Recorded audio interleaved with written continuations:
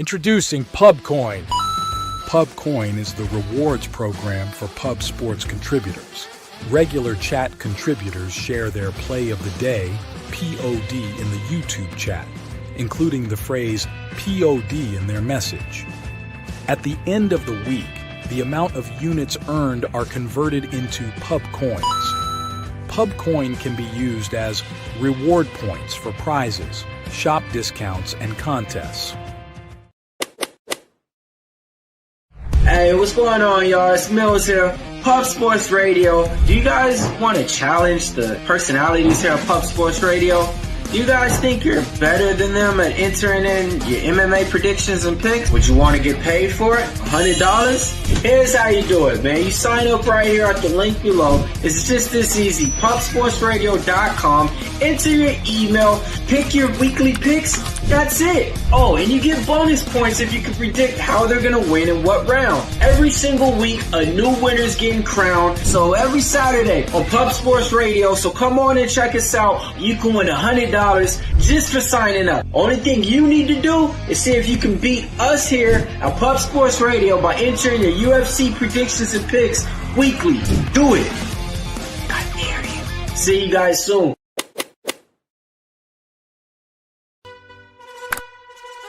Your membership to Gold, you will be automatically entered in every horse race, every Wednesday and Friday. It is time to race horses. We are racing camels today. Shout out to the Gold members. We're racing in San Antonio immediately here. And we're off. 2 minutes, 74 canals on this racetrack. It's wide.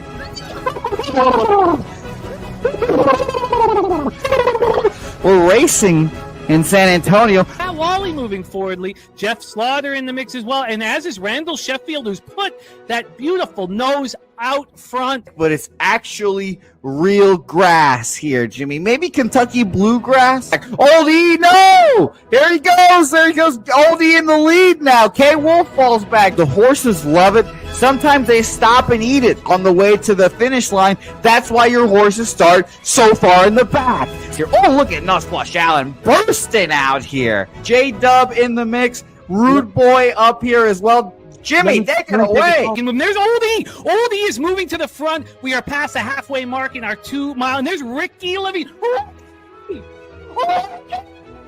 Oh my goodness, he's in the mix here. Jimmy, take it home. This is our first dog race ever. 19 seconds left in the horse race here. It's Fernando Mendoza trying to find the wire. 14 seconds left. Can Fernando Mendoza take this home? Here comes Kenny Ken. Kenny Ken wants a piece of the pie. Put his schnoz up front. Ricky Bobby, 9 seconds left. Can Donut Silks make a run? Can Res Mall make a run to be $50? You son of a bitch! Here comes Tori Coker. Kenny Ken, Smoke and Mirrors, Director 97 home. That is where comes Jason Meyer, the other auto custodian, Billy Friedrich. Those one are all coming down to the finish. Coin!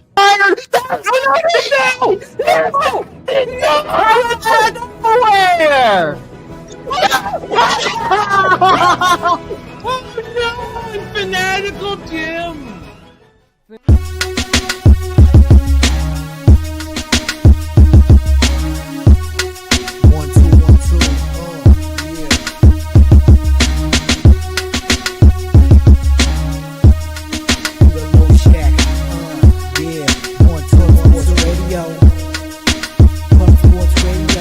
From the corner, Peter Low Shack, legendary sports handicap a more dapper than a dom. Father young phenom, known as Jimmy, who declared one day that the bag was here to stay. Information like a PSA, we all PSR Pub Sports Radio Bizarre. Is a man named Slaughter and he flipped the script. No competition in this they quit the trip. But we say we be pubbing, better with the bag and you love it. We want a top 10, we above it. Let's check.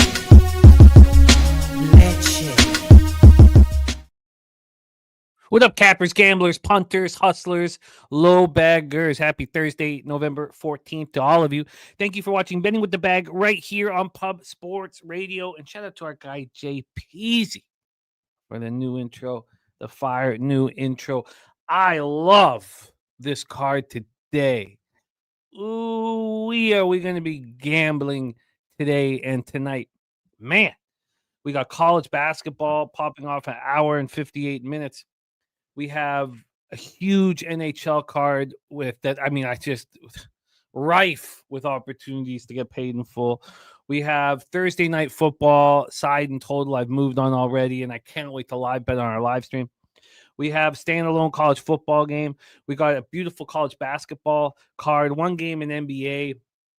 It's exciting, man. It's a good time to be a gambler. It's a great time to be a gambler. Shout out to all the cappers rocking with us today. Got Justin McKelvey in the house, IUPUI and UNLV for Justin McKelvey. Let's copy and paste his action here and have it ready to go. It's a fun college basketball card. We have Bobano joining us. There's a lot of interesting stuff statistically going on with us right now. First off, Bobano has cashed 7 straight winners on Thursday night with us. He opened up 0-4 on Thursday Night Football. Now he's gone 7 straight winners, so he's 7-4. Also, you guys saw both of our records in NHL last show. It's awful. I mean, I know that the transparency is probably the most important thing in the show because you don't see it anywhere in the entire industry. So there's times where you're going to be embarrassed. There's times you're going to feel good about things. But I've hit 6 straight in NHL, and I've cashed 9 of 10. And he's coming off a real big day with us last Thursday. So we're moving in the right direction, clearly moving in the right direction. And I can't wait to rock with you guys. Dave Redling, Eagles, Rangers, Mavs, Moneyline, Parlay, and Eagles team total over 26. I can't wait. 26 time. I can't wait for the football game tonight, man. I'm just so pumped up about it. It's just perfect. It's so many storylines, and you have, the Eagles against the upstart Commanders, and God, it's just so much fun. Commanders have made people so much money. I do think it's like a pretty perfect gambling situation. We have Kent Davies, Utah Valley State -5.5. So that will be the first college basketball game that we'll talk about. And I promise you we'll get to it early. We're going to get Bobano up here in seconds. So I promise we'll get to that spot with lots of time for us to make moves if we choose to. I have doubled up on one spot in NCAA basketball as well. Dan Kelly says Cavs team total tomorrow 20.5 because of the cup rule scoring the tiebreaker. At the end of the game, if they're blowing the Bulls out, they will not be doing the bullshit letting the clock run out. God, what a basketball team. I can't believe you gave us Atkinson Coach of the Year at 20-1. You're such a monster, Dan Kelly. Okay, that's copied and pasted.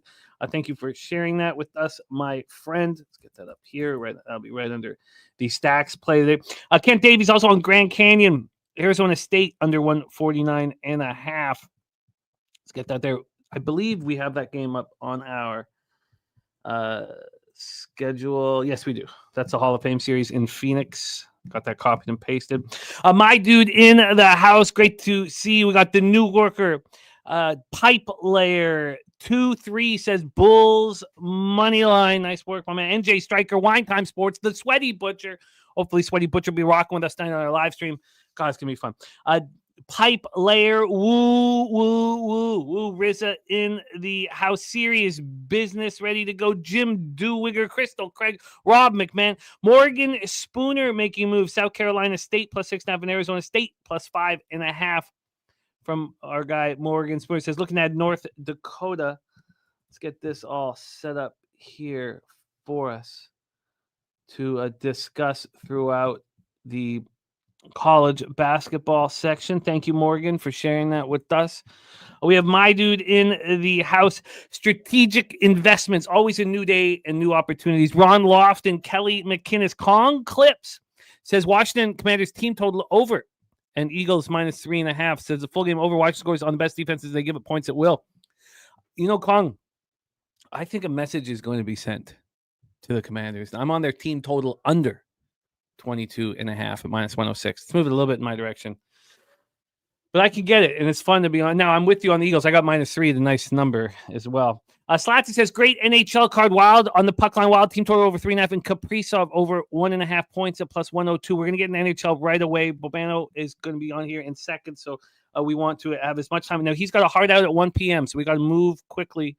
That's copied and pasted. Slatsy, my man, you are locked and loaded. There we go. All set up. RVD 420 says, Kong said he's cashed Washington's team total over 4 weeks. honestly makes me feel even better being on their team total under. That's cash 4 weeks in a row, but we all look at things differently. There is our guy Dav Fenn in the house. Thank you, Dav. Nate Dog 420. We got Nordy ready to go. Res Mob, Viper MB, Blaze Towns fan. Blaze Towns fan, I love it. I love the work. I love the tracking records. I love the prep. I love the opportunity to cap with you guys. You guys inspire me, and I'm on a good run for about 2.5 weeks now. A really strong run, and I needed to go all the way. And we had a year, 2 years ago, where November and December were insane. We just won all of November and December, and I would like that. I would like that very much. Sancho in the house. Let's get right to work. Thank you guys for joining us. We have gambling opportunities, a litany, all over this card. I have so much action already bet, and I imagine working with you guys and our guest star, I'm going to have a lot more popping off right now. I tell you, man, this is as exciting a card with 5 different leagues as I remember. We're going to have a wild day and night gambling. I don't know if you need anything else over the next 16 hours than your action. Let's bring on our star of Thursday. There's JPZ in the house. God, man, that intro is fire. How lucky are we that we get to run with JPZ, man? Peasy, that was just magic. Thank you for your hard work. I love it. Let's get to work. Please welcome the star of the Ice Guys, the star of the NBA OG show, the star of Hitting the Books, and the star of Thursdays here on Betting with the Bag. Please welcome from Hamilton, Ontario, Canada's black and yellow, Mr. Ian Cameron. Bobano, how are you, my friend? I'm always good, Jimmy. Busy Thursday. Can't wait. Let's get to work right off the hop. But you had a great week last week in NHL. Our records were ugly. I've hit 6 straight, 9 of 10 in NHL. We're moving in the right direction. Let's get to work here. Philadelphia Flyers 6-8-2, 3-4-2 on the road at the Ottawa Senators 8-7-0, 5-2-0 at home. Canadian Tire Center in Ottawa, Ontario. Samuel Urson 5-2-2, 2.70 goals against average, 902 save percentage, 1 shutout. Going up against Linus Ullmark 4-4-0, 2.51 goals against average, 904 save percentage, 1 shutout. So first off, you guys know I'm higher on the Flyers than anybody else that I know. I've seen. And that's fine. And I love that. I love being the only one on the island hockey team when no one else is. I think they're going to make us a lot of money. I've wanted to bet them in this game for 16, 17 hours. I think that I will end up on them. I think it's a perfect time to fade Ottawa. I think this is almost the perfect team to do it with. So I just want to get that out, that I've held off betting this so we could talk it out loud. Let's take a look at the line history here for our first game on the board. We have these Philadelphia Flyers at plus 156. So there has been an 8-cent move towards the Senators in the last 30 minutes. And that 8-cent move was just reported 3 minutes ago at 11:08 a.m. Until that, there'd been no move. Well, there had been at one point a move towards Senators, but it came back, and there'd been a slight move to the Flyers. But that has changed. I wanted this market to sit around for a little while, and that's what it's done. I've moved on 4 games in NHL, and this, as you can imagine, is one that I want to. This total opened up at 6, and it moved to 5.5. It moved to 5.5 at 10:40 this morning, and it only lasted there for about 18 minutes, and we're back at a 6. But this 6 is heavily juiced to the under, so it maybe is sort of a 5.5. Philadelphia power play 19.2%, penalty killing 90.4%. We know Torts runs a tight ship. Penalty killing is always strong with teams that he coaches. Now, Jamie Drysdale is on IR, and as great as Michkov has looked, I do want him on our power play unit if I'm backing the Flyers. Cam York also out. So they have 2 defensemen on the IR. The Flyers come off a 4-3 shootout win at home over the lowly Sharks on Monday night. They were up 3-0 before the Sharks stormed back. Sharks are playing good hockey. So, the 3-0, I was like, wow, they smashed and grabbed. And then they're a young hockey team, one of the 3 youngest teams in the NHL and the most first-round draft picks in the NHL. And they, took their foot off the gas. They outshot the Sharks 43-31. The Senators come in off a dominant 3-0 win at Toronto on Tuesday night, and it was dominant. Now, you guys know I'm low on the Leafs. I don't think they're a good hockey team. And they were completely dominated by the Senators.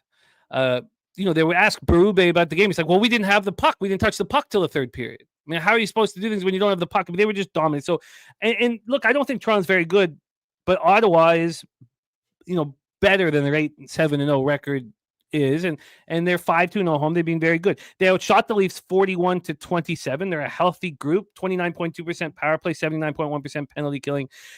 Nate Dogg on Ottawa money line, first period over, leaning over, and Kachuk to score. Philly Eagle Flyer on first period under 1.5, sends money line parlayed with the under 7.5 in regulation. Take it away here for us, Bobano, Flyer Senators. Yeah, I don't have a strong feel. I'm passing on this game. Ottawa's playing really good. And there's a lot of numbers that jump out the page at you when they play at home. They're 5-2 at home. They're right up there as far as goals for at home and expected goals for, and near the top, believe it or not, in expected goals against at home. They've played really good hockey on home ice. They're really starting to get into a bit of a groove. Allmark's been tremendous these last couple of games as well for the Sens, and he's confirmed a net tonight for them in this game. I'm kind of with you on Philly. Like, there's going to be spots. I just don't know if tonight's that spot. Against Ottawa, the way the Sens are playing right now. Philly, when I look at it, Erson's probably going to get the start. Right now, it looks like Drysdale's going to miss this game from the blue line here for the Philadelphia Flyers. They haven't had a lot of success recently head-to-head against the Ottawa Senators either. It's just a game where, look, I'm obviously not interested in Ottawa at this price, but I like the way they're playing. They've been very good at home all season long. Philly, we got to see a little bit more than what I've seen lately, so I'm staying off. Okay, I just feel like I just have to put my money where my mouth is. Ottawa comes to the center of the hockey universe and shuts out the Leafs 3-0. In those situations, generally speaking, it's a spot we'd like to fade them afterwards. Is that true to you? Generally speaking. Generally speaking, I think that if they were on the road, if this game was in Philly, I'd probably be a little more interested in the Flyers than I am.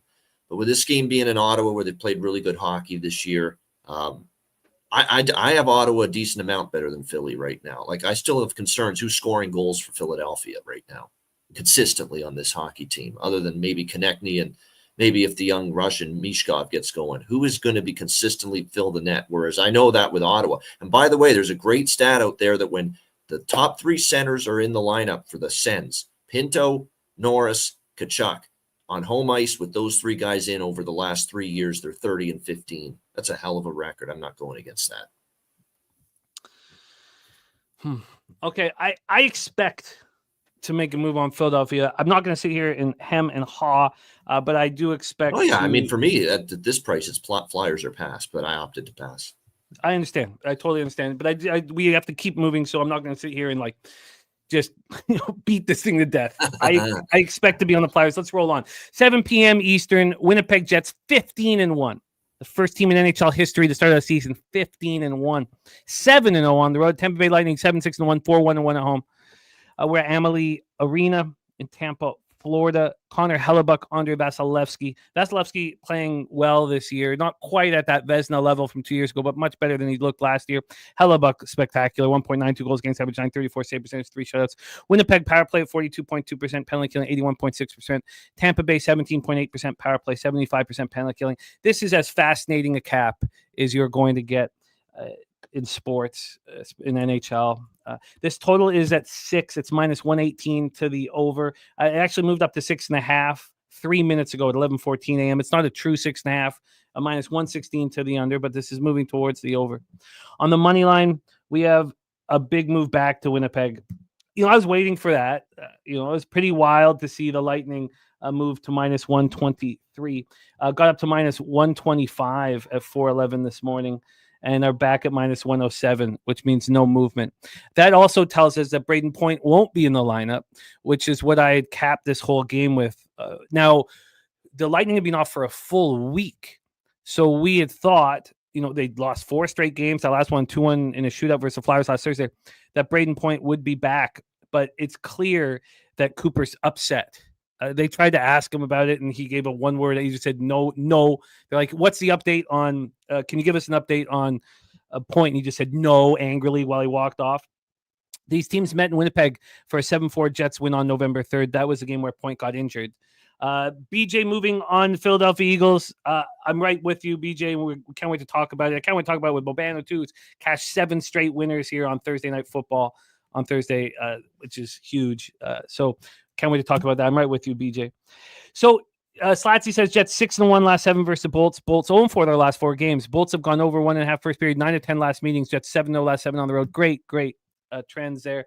So for me, the Jets come in off a 6-3 win at the Rangers on Tuesday. They've outscored the Rangers, the Stars, Avalanche, and Utah 14-4 over the last 4 games.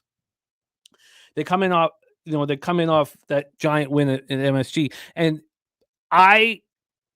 we're looking at the exact same market until this little bit of buyback that we saw when Toronto went to Winnipeg and Toronto beat Winnipeg in their own game.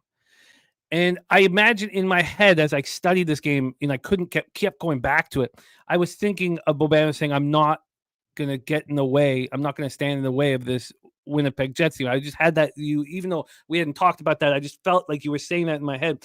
And I would, if Braden Point was healthy. This market is so inviting. They're asking everybody in the world who wants to bet on the Jets. Come here and bet on the Jets. But without Braden Point, I can't take it in. And then I like Lightning first period. But why in the world, when I have a rest advantage, this monstrous, would I focus all my energy in the first 20 minutes? Because I'm so afraid of the Jets, I want to cut down the game to a third of it. Take it away, Bobano. Jets Lightning. I'm on Winnipeg, man. I'm keeping it simple. I just have not bet this team enough, early on in this great 15-1 run. And I finally rectified that mistake the other night, taking them against the Rangers. I said, enough's enough. Why is this team an underdog to the Rangers right now with the way they're playing? With the ownage that they've had over the New York Rangers, too, at Madison Square Garden. They've always beaten the Rangers at Madison Square Garden. And I said, don't overthink this. Don't talk yourself out of something that makes a ton of sense.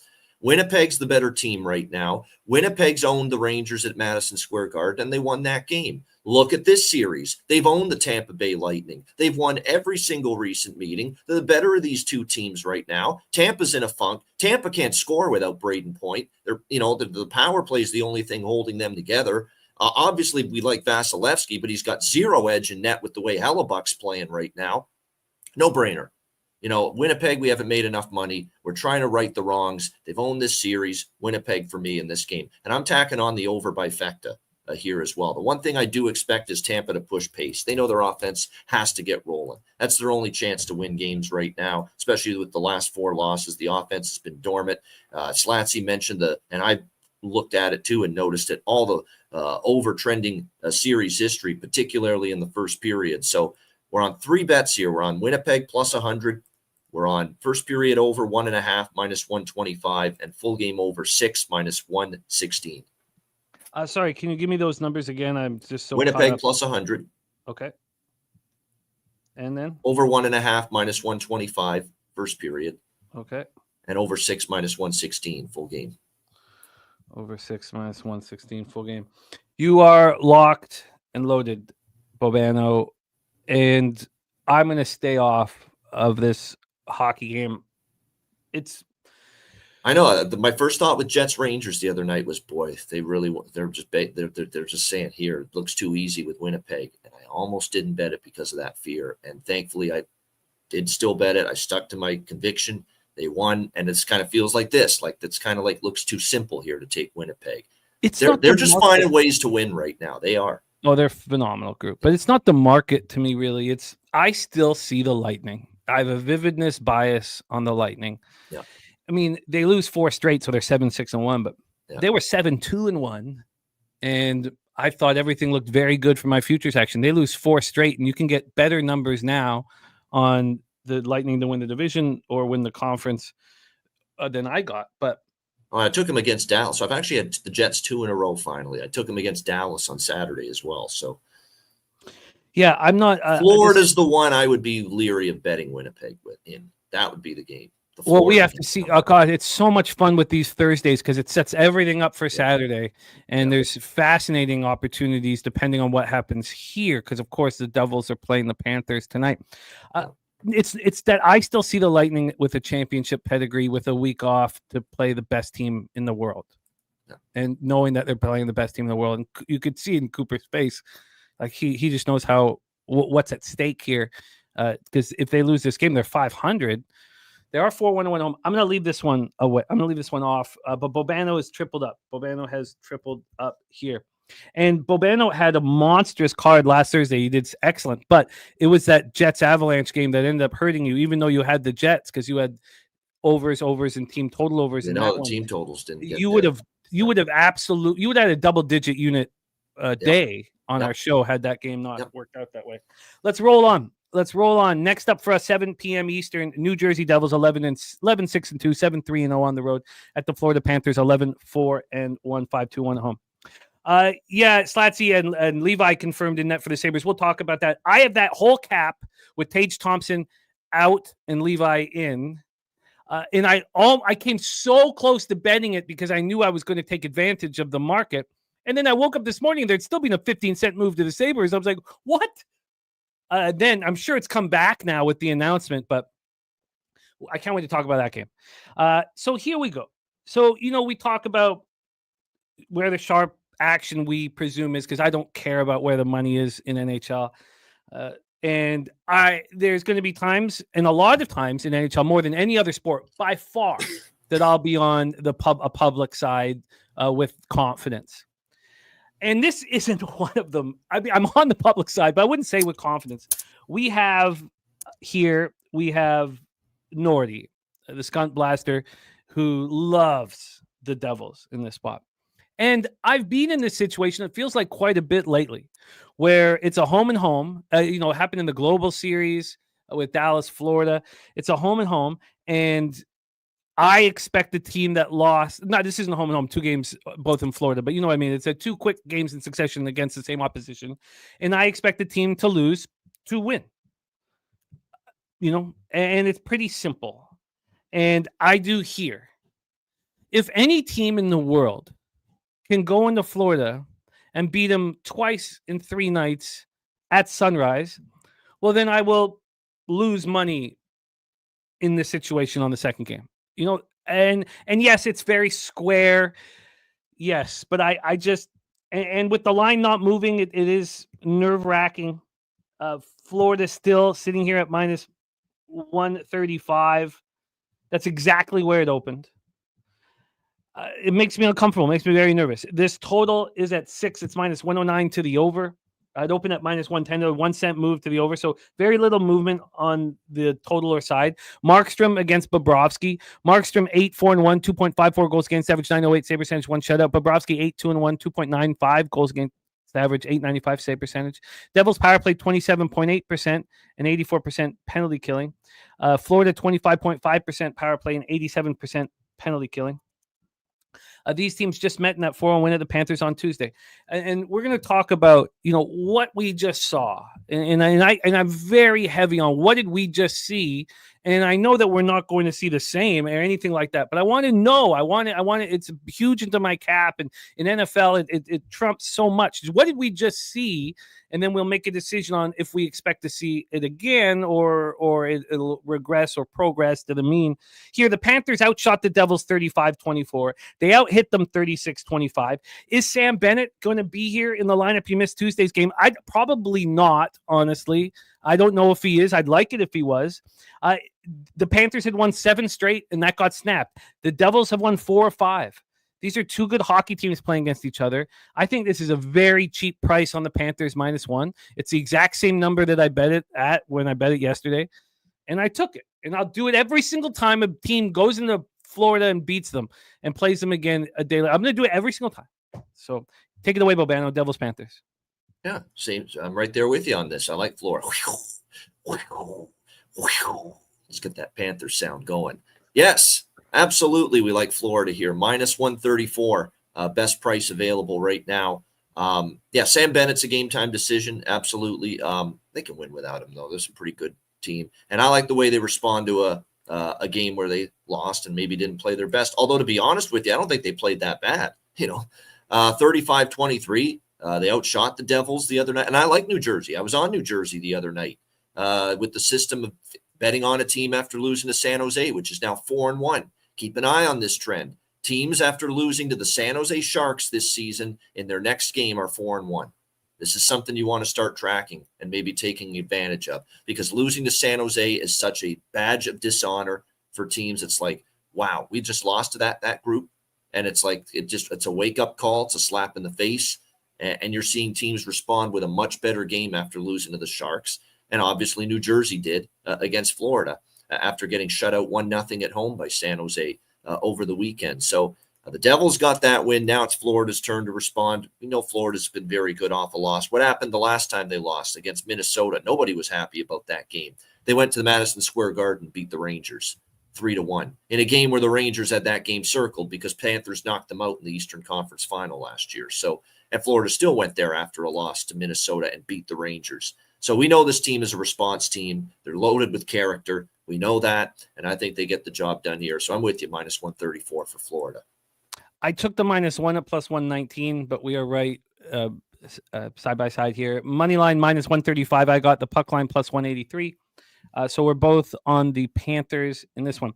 Let's roll on. 7 p.m. Eastern. San Jose Sharks 5-9-3, 2-5-2 on the road. At New York Rangers 9-4-1, 4-3-1 at home. And there's my guy, the Skunt Blaster. I just spoke about Skunt Bag play of the day on the Devils. We talked on X about the situation, and I'm not coming in with a ton of confidence. Devils are a good team, but I will bet this over and over and over and over and over and over again all season long. This game is it's in New Jersey. It's back in Florida again. Yeah, they're both in Florida. Yeah, they're both in Florida. Okay, they are a good road team. They're better on the road than they are at home. You got that going for you there, Scott.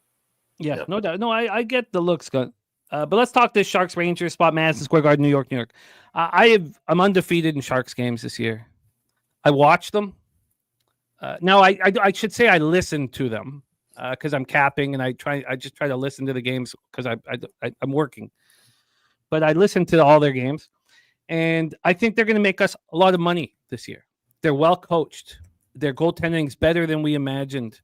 Their forward group is more accountable defensively than we imagined, and they've looked great on this road trip. And they're bigger dogs than they should be.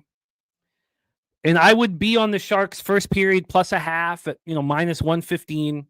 If the Rangers weren't coming off of a loss. Not only that, but they've lost 2 straight games at home and been outscored 12-4. I can't mess with that as much as I would like to. I can't. Mackenzie Blackwood, 3-4-2, 3.10 goals against average, 9-10 save percentage, starting to look quite good. Igor Shesterkin, 6-4-1, 2.85 goals against average, 9-13 save percentage, 1 shutout.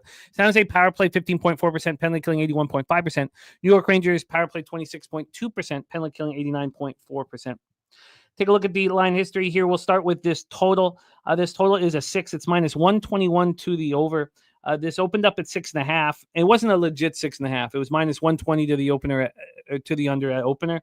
And so, you could bet this if you want, under 6.5 juiced or over 6 juiced. It's just depending on what side you're on and how much vig you want to take on. We have the Rangers just getting hammered. I mean, just hammered. And they weren't getting hammered really until 10:45, 11, until everybody woke up this morning. But you would think if you really liked the favorite, you would get on them the night before. Nobody was doing that. When at 4:25 in the morning, this hadn't moved. At 9:15 this morning, it moved 3 cents. It's now moved 55 cents towards the Rangers. It's just a monstrous move towards them. Let's take a look at the quick X's and O's here. Sharks come in playing well. They begin this road trip with a 1-0 win at the Devils before losing 4-3 in a shootout at Philly on Monday. And the Rangers coming off their second loss in 3 games, 6-3 at home to the Jets on Tuesday.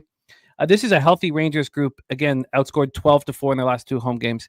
Take it away here for us, Bobano, Sharks Rangers. This is a game where I'm thinking I'm actually going to go with the Rangers in the first period here, minus a half, plus 100 in this game. That's the best approach. I'm looking at it. The 2 meetings last year, the Sharks actually played the Rangers tough in both games last year. The game in San Jose, the Sharks won 3-2 in overtime. And here at Madison Square Garden, it was a high-scoring 6-5 victory for the New York Rangers. But in both games, the Rangers took a lead into the first intermission. In both games, they had a 3-2 lead at home against San Jose, and they had a 1-0 lead in San Jose after the first period. So 2-0 they would have been to the first period puck line last year. And obviously coming off the Winnipeg loss, and of course the game before that, and even the Detroit game where they won, they didn't play that great.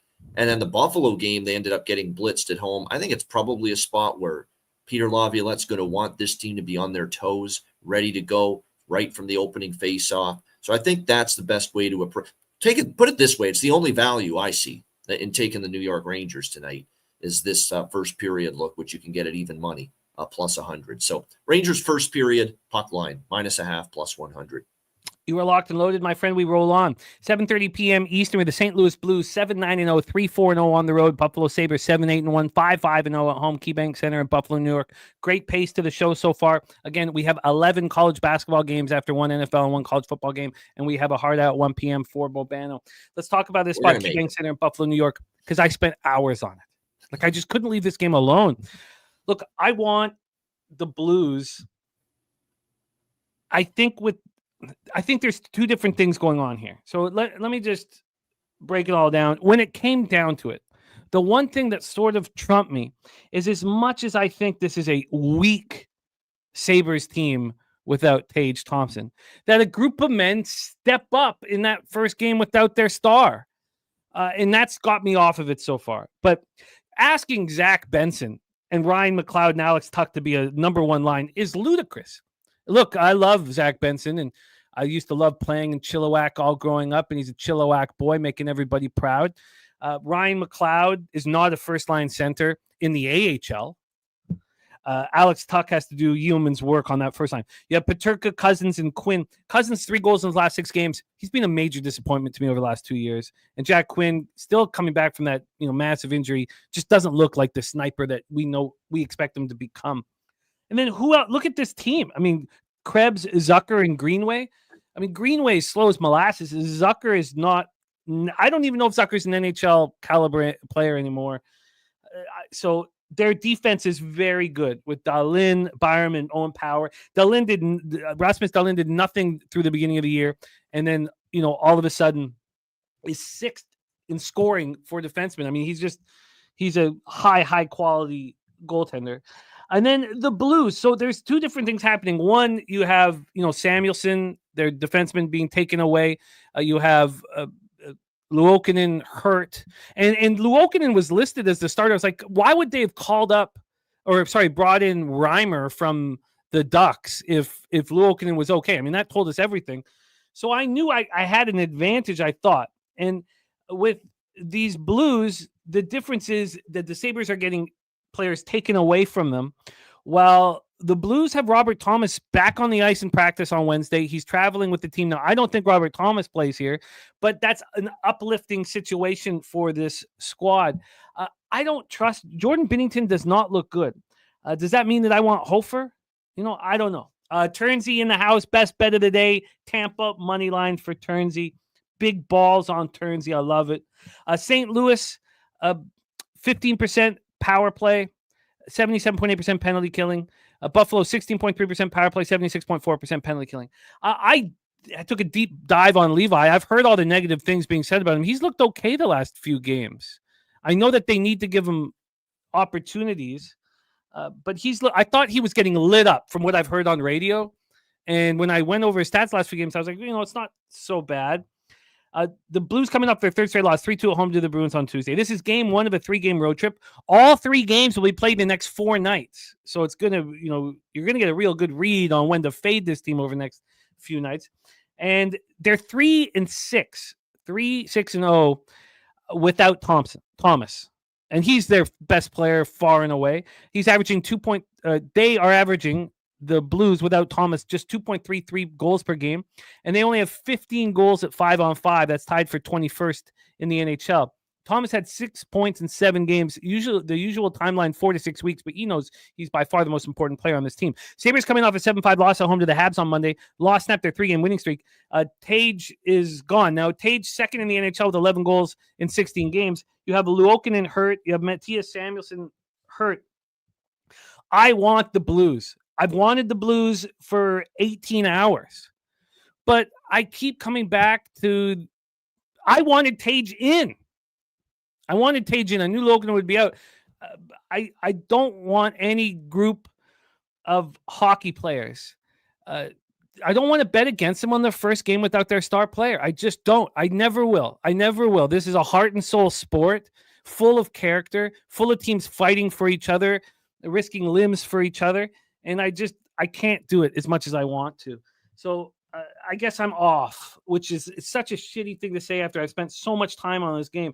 The Sabres are went from minus 155 to minus 164. Now, with knowing that Tage is out and Luokkanen out, I mean, that's wild. That's just wild to me. This total is at 6. It's minus 116 to the under. This went down to 5.5 for a cup of coffee, very short, just before the show started, back up at 6, but it's juiced to the under. Take it away, Bobano. Floor is yours, my man. Yeah, it's lots of stuff. First of all, I know the Blues are not happy, and Braden Shen after the game wasn't very happy, blowing that lead to Boston. They were up 2-0. They lost 3-2, and all the talk was they got to get their offense going. We're not generating enough. We're not doing enough offensively to give ourselves a chance, and that's something that I definitely noted going into this game. Buffalo, we know, is not always trustworthy on the defensive side, and we certainly saw that on full display against Montreal, losing 7-5. Tage Thompson being out there, it's true. You see it with obviously the Leafs. Look at the way they've played without Austin Matthews. The record they've had, obviously, with them without him in the lineup's been pretty good. There's no question. But this is still Blues or nothing for me at this price, because I know they've been struggling. The road record's not great, but they weren't happy at all, one bit, about that loss to Boston. And Buffalo's never a team I'm trusting when they're favored by this kind of price range. I mean, just look at the Montreal game as a perfect example going into that one. The Blues have actually played the Sabres well. You look at 5 of the last 7 meetings, the Blues have been victorious. They've actually won in Buffalo 2 of the last 3 visits. I actually like the Blues. I'm going to go Blues and over officially here in this game. I like this price. I think you're going to get a good effort from them. Yes, you might get the step-up effort from the Sabres with Tage Thompson out, but I'm telling you what, you're still talking about a team with a lot of holes in it being asked to lay a price against a very motivated foe. Again, Blues are having their issues too, but Blues aren't the one laying minus 150 or minus 160 in this game. The Sabres are the team that is. So I'll go St. Louis plus 146. I will go over 5.5, minus 124 as well in this game. All the talk for the Blues, we need to get our offense going, and Sabres are often the kind of team that you're able to get your offense going. The cure that ails ailing offenses. And if Tage is out for time, and I would really, it doesn't look, that wasn't the idea that he was going to be out for very long, then, we'll have the opportunity to fade the Sabres as this goes on. Bobano brought up that first game with Austin Matthews out of the lineup. I guess that was basically the turnaround. I was getting just destroyed. I was just not seeing things clearly in NHL. And that was the easiest bet I'd ever seen. That first game, it was, I think, against the Bruins, they won 4-0. Yes, 4-0. Yeah. They came back and won 3-1 again the next night, and then 4-1 the night after that. And I think they're a fade. I can't wait to fade them. I can't wait to fade them at home against the Oilers. I can't wait. I mean, that's just, now I would like the Oilers to not look good this evening against the Predators. Again, Thursday sets up Saturday. It's always going to set up Saturday for us. As you cap the Thursday card, always look at Saturday and set everything up to get paid. So there we go. Blues plus 146, over 5.5 for Bobano. And I can't do it, but it makes perfect sense to me. And I wanted the Blues so badly. I wanted the Blues and Flyers so badly, and I wanted the Predators so badly. And I just spent so long sitting with it. I'm off. Unfortunately. God, that sucks saying that out loud. Let's move on. 8 p.m. Eastern. Boston Bruins 8-7-2, 3-4-1 on the road at Dallas Stars, 9-5-0, 6-1-0 home. American Airlines Center in Dallas, Texas. The one thing about saying I'm off of a game on today's Thursday card is that we're going to have so much action. It's going to be nonstop action starting at 1 p.m. Here with college basketball if we do move. And Philly Eagle Flyer says Comrie. Yeah, Eric Comrie is in, confirmed for Winnipeg, so they're giving Connor a night off. Yeah, but he's 3-0 and he's got great numbers. So wow. Oh, you're right. Get a better price on Winnipeg though now. Yeah. Turnsey, we talked about that. Said the last time we seen a line like this with Winnipeg was their only loss of the year against Toronto. We talked all about that. No, I'm right with you. With you. Turnsey will be on the Blues. I love it. Okay, we have Ron Crawford. The NHL spreadsheet play of the day is the Dallas Stars on the -1 line. Shout out to our guy, Ron Crawford.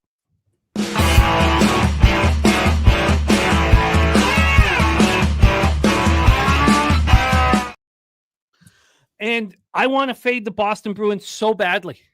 I want to so badly. They now have no Hampus Lindholm. He's out with a lower body injury. He's going to be out for weeks. They're already missing Andrew Peeke. I want to fade them so badly. But I don't back teams after unbelievably dominant performances. We were all on the Stars on Monday. Yeah. We pitched it so hard on Sunday. We were all on Monday. It was just as easy, 6-0 after the first. This is just not a situation where I back teams when they feel good about themselves. And so I can't do it. But I get it. I completely get it. And that problem I have, maybe it's not a problem, but that issue kind of pulled me from putting too much time into this game. This total's been bouncing back and forth from 5.5 and 6. Right now, it's a 6. It's -114 to the under and +102 to the over. This opened up at 5.5. When we get to the money line here for this one, we have the Stars at -167. They opened up at -169. It's a little fishy. In saying that, I don't want anything to do with the Boston Bruins. Swayman's not playing well. We've seen this so often, with a goaltender. I think he's 28 years old. He signs the massive contract, and it's heavy. It's heavy. So he's dealing with that. He's not playing very well. Ottinger has gone through that. Ottinger's already been through that. And 2.44 goals against average, 914 save percentage, 1 shutout. Boston power play at 11.8% because Marchand is not the player he once was. Their centermen are not good enough. Lindholm, I don't know why they picked up Elias Lindholm and thought he would be an answer. They're already slow. You're asking Charlie Coyle to be more offensive. He's a perfect third-line center. And then Pasternak might be a step slow, or he's just not getting opportunities because of the dearth of offensive talent on the Bruins. Boston comes in off their second win in 3 games, defeating the Blues 3-2 in St. Louis on Tuesday. Bobano talked about the comeback. It was amazing. 3 goals in the third period, gets the win. Dallas bounced back from their 4-1 loss in Winnipeg on Saturday night by destroying Pittsburgh 7-1 on Monday. They were up 6-0 after the first. It's a very healthy group. I just have an issue with backing a team when they feel good about themselves. Take it away, Bobano. Bruins Stars. Yeah, I don't blame you. I mean, it's a situation where Boston, was that a sign of the team? Yeah, look, credit to the leadership group because they all played great in the third period. McAvoy was great in the third in the comeback against St. Louis. Marchand was great in the third period in the comeback. Pasternak was great in the third period in the comeback. The leaders of the Bruins team dragged that team back to win that game when they looked awful, in the first 2 periods of that game. Credit to them. But you did that against a struggling, slumping St. Louis Blues team. It's not like you came back and you beat, a juggernaut by any stretch of the imagination. And Jimmy Murphy, who a good friend of mine, has been on the Ice Guys show often, still is as a guest regularly, covers the Bruins a long time. He thinks Hampus Lindholm's been the best, not only defenseman, but maybe the best player on the team so far in the early part of the season. And losing him is a big loss for a team that, look, defensively hasn't played as well this year and has had a lot more holes on the back end. And so I look at this as, we got Dallas off a huge blowout win against Pittsburgh. Will they be a little content? Will they be a little satisfied coming off that particular performance in that game? They might be. But on the flip side, I also look at it as, what? They weren't happy multiple games in a row, the Dallas Stars, with the way they had been playing. They didn't love the way they had been trending. Even the Chicago game that they won, they weren't happy with their game. They lost the 2 games over in Finland against Florida. They obviously were outclassed a little bit, at least that day, by Winnipeg on Saturday. And that's what sparked that strong 60-minute effort against Pittsburgh. It's like we're just not playing a good enough complete game of hockey right now. I don't know if it's one of these deals, though, where you have the one big win and you rest on your laurels and say, all right, we got our one big win. Now we can slough off again. I don't look at it that way. I think Dallas comes into this game with Boston now suffering another key injury on the blue line. I think it's a game for the Stars to take advantage of. And the bet that I like here with Dallas isn't the -1 or the money line or regulation or anything. It's that a team that the one issue they've had, some of their offensive guns have not been firing. Wyatt Johnston's had a tough start to the year. There's a couple of other players that haven't been off to great starts, and even Wyatt Johnston scored the other night. But they erupted. Now, they erupted against a bad defensive team in Pittsburgh. We know that. But they erupted. They scored 7 goals in that game, and I think that could be the floodgates starting to open for a team that we know they're better offensively than they've shown. They were expected to be awesome at that end with 4 deep, strong lines up front that were going to be capable of scoring. And unfortunately, it hasn't been that way for the Stars this year. But I think that eruption against Pittsburgh could be the spark for a team that should be scoring goals more often than they have so far. So I'm going to take Dallas team total here, over 3.5, plus 110. You are locked and loaded. Dallas team total over 3.5 and plus 110. It was nice to see Wyatt score. That was the 7th goal, meaningless to everybody except for him. Yeah. And that power He play. needed to see the puck go in. And look out now. I actually think goal props tonight and moving forward with Wyatt are going to be worth a look. All he needs is that one to go in, and you know how red hot he can get. Oh, it changes things so quickly for a player, yeah. All right, Bobano moving on the Stars team total over 3.5 plus 110. We roll on 8 p.m. Eastern. Montreal Canadiens 5-9-2, 2-5-1 on the road. Minnesota Wild 10-2-3, 3-1-1 at home. We're at XL Energy Center in St. Paul, Minnesota. Slatsy knows this Habs team inside and out, and this is smash spot for him on the Wild. Wild have won 16 of 17 against the Habs. Here is Slatsy's information. Says this game, man, Habs have won 16 of last 17 versus Habs. Wild 6-0-1 last 7 first period. Habs 1-6 last 7 games. Wild coming in off loss to Blackhawks. Kaprizov multiple points, 4 of 6 last games. That one win was that 7-5 shinny hockey, pond hockey game against Buffalo Monday afternoon. That snapped that 6-game losing streak. Nate Dogg on Montreal money line and Cole Caulfield to score. He scored 2 goals last game. Nick Suzuki had 2 and 2, and Slavkovsky had 3 assists. And they held the Sabres to 18 shots on goal. No, there was only 39 shots on goal in that game with 12 goals. Let's get into the line history here. So Slatsy, let me know about this. It's wonderful being in this community. People care so much about our success. And know how difficult it is to beat the books every day across all sports and survive and succeed. And I love it. I'm thankful. And Slatsy was adamant that Minnesota was the spot here. They were huge favorites. Open up -254. Right now they're -251. They did get up to -273 around 2 in the morning, but buy back. On the total side of things here, we have the Wild and Habs at 6. It's -112 to the over. This opened up at 6.5. It was heavily juiced to the under, -122. It would bounce to 6, 6.5, 6, 6. It's 6 right now. So it's a move to the under. It's a legitimate move to the under. And Turnsy says can only bet Montreal here. I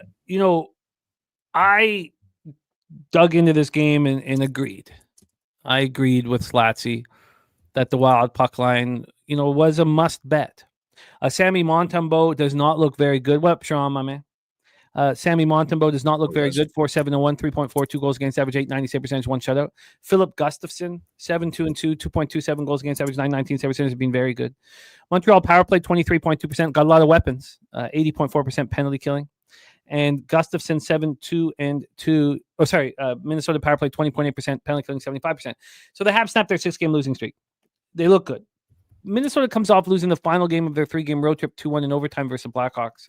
They outshot them 33-22, out-hit them 25-16, but took the loss. It was an impressive performance. Mrazek just stood on his head. What I want to see when a team loses is that they out-hit their opponent. They out-chance their opponent. Sometimes the puck's just not going to bounce your way. Like in the Oilers game against the Islanders, Oilers got 7 hits. 7 hits, and McDavid scored 4 points. That's not a recipe for long-term success for the Oilers. But here, the Minnesota outplayed Chicago in every facet. They had opened the trip by outscoring 2 weak teams in the Sharks and Ducks 10-4. Now, Brodin is questionable for Thursday's game. He got hurt in the overtime loss to Chicago. And he's, of course, playing 21 minutes a game, extremely, extremely important. But I think that this Wild team should be bet at this number. And it's not just the fact that the Wild are coming off of the loss. I mean, I love it. I love that. But don't forget that in the Wild home game, their last home game, they lost 5-1 to the Kings. So they would know they just lost at home badly in embarrassing fashion. They just lost to a weak Blackhawks team on the road.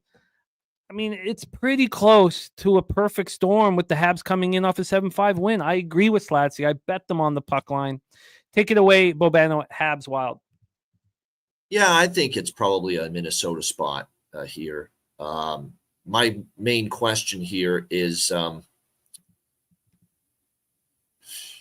coming off the road, but they're off a loss to Chicago, at the end of that road trip. And they've had a decent amount of time off. They've been off since Sunday, going to Thursday here for this matchup against Montreal.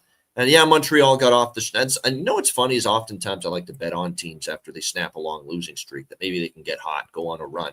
They've been through they've been through the darkness and now they see the light at the end of the tunnel. And often those are good spots. I like to bet teams in these spots, but with Minnesota coming off the 2-1 loss in overtime to Chicago, they've been money in the bank off a loss as well. The Minnesota Wild, 10-2-3 on the season. This team, since losing 2 in a row way back in October beyond regulation, by the way, against Winnipeg and Seattle. Since then, they have not lost 2 in a row.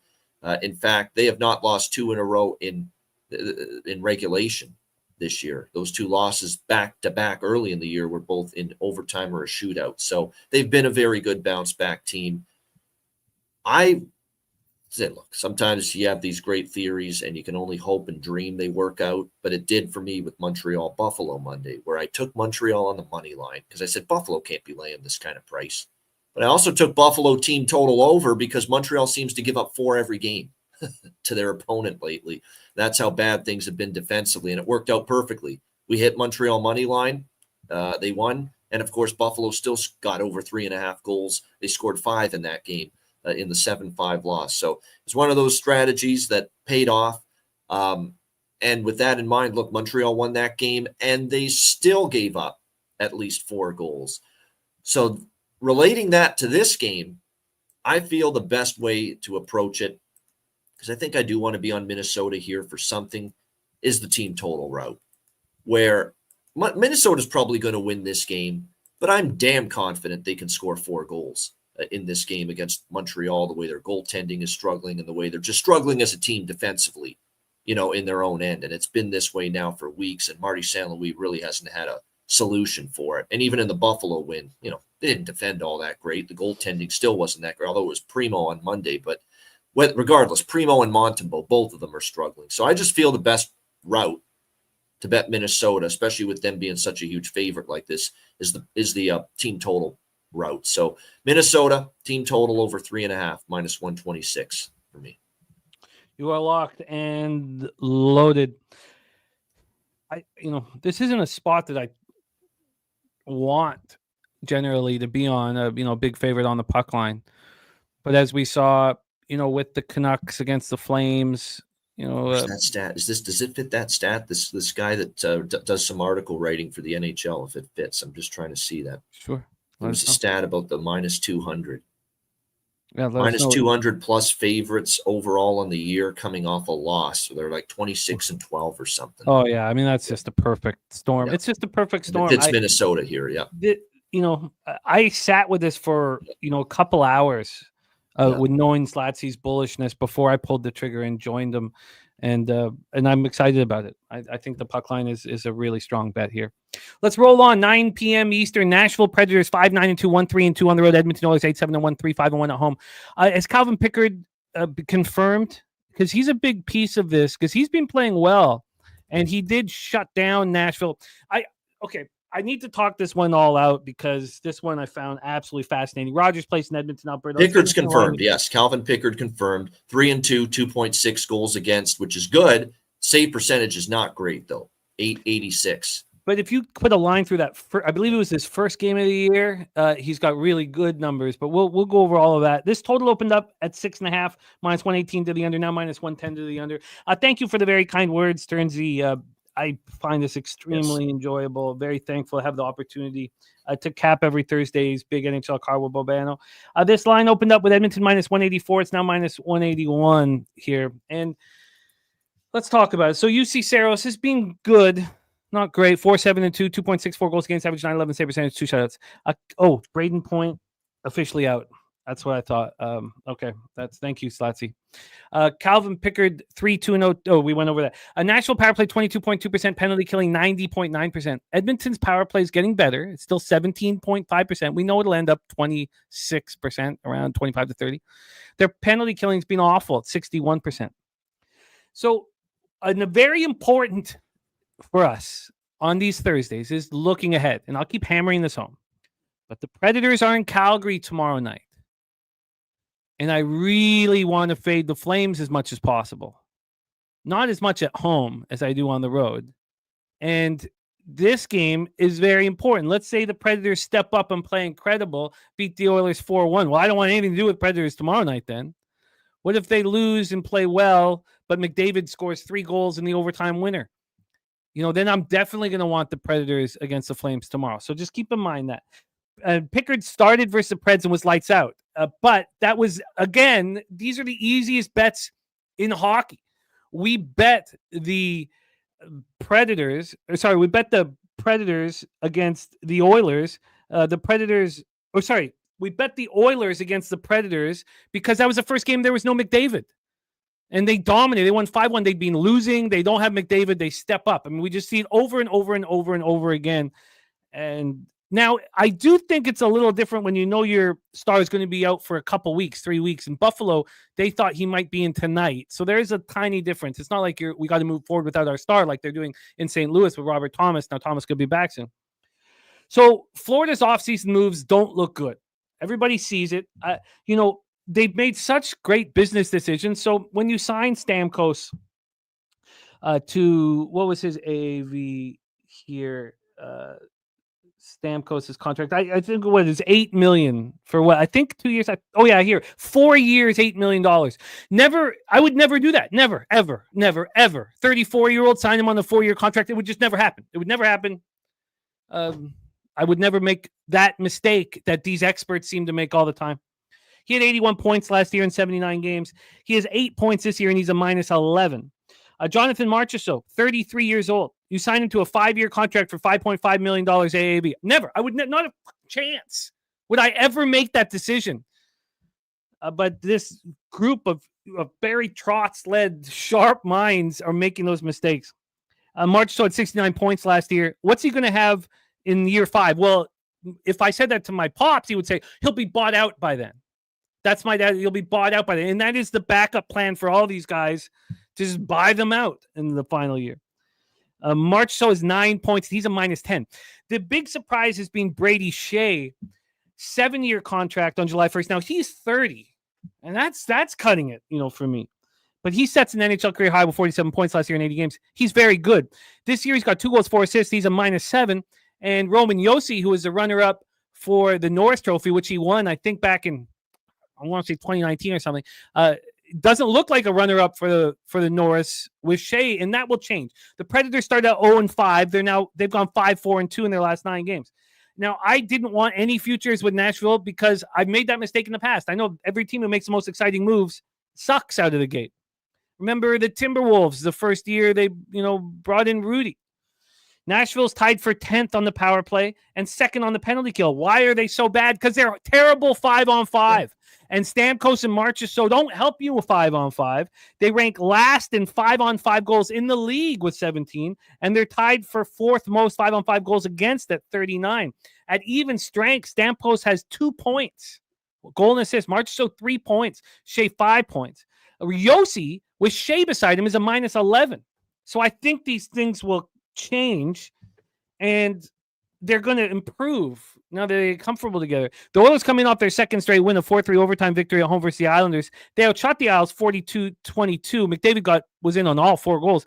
But the Oilers only got 7 hits all game long. Is that what they need to do to win a game at home where they haven't looked very good?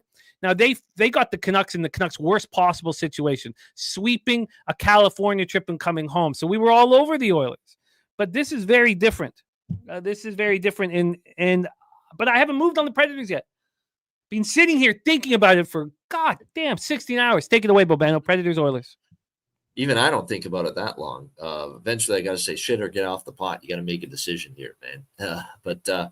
No, I think finally, I've been waiting, and obviously, look, I've been disappointed by Nashville. I haven't been running a bet on them at any time recently. I think finally tonight there's a spot and a price that has me interested in pulling the trigger on Nashville here tonight.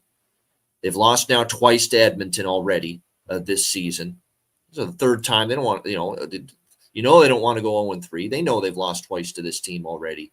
I'm seeing little signs of life and hope for Nashville these last 2 games. Played a very good game against Utah, shut them out 4-0. I thought the Colorado game, and look, the Avs are heating up now, getting healthy.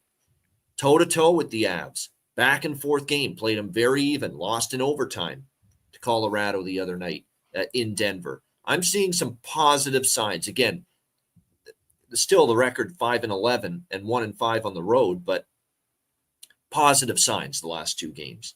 And even before that, the losses, Edmonton, Washington, Florida. It's not like they're losing to terrible teams, Nashville, during this stretch. I think this is the right time, right spot. You got Edmonton feeling good again, 2 pretty good wins in a row, the dominant win against Vancouver. They're not going to be thrilled they blew a lead to the Islanders, but they rescued themselves with Leon Draisaitl in overtime, winning 4-3. They got Toronto, a trip to Toronto to face the Leafs on deck on Saturday night, hockey night in Canada after this.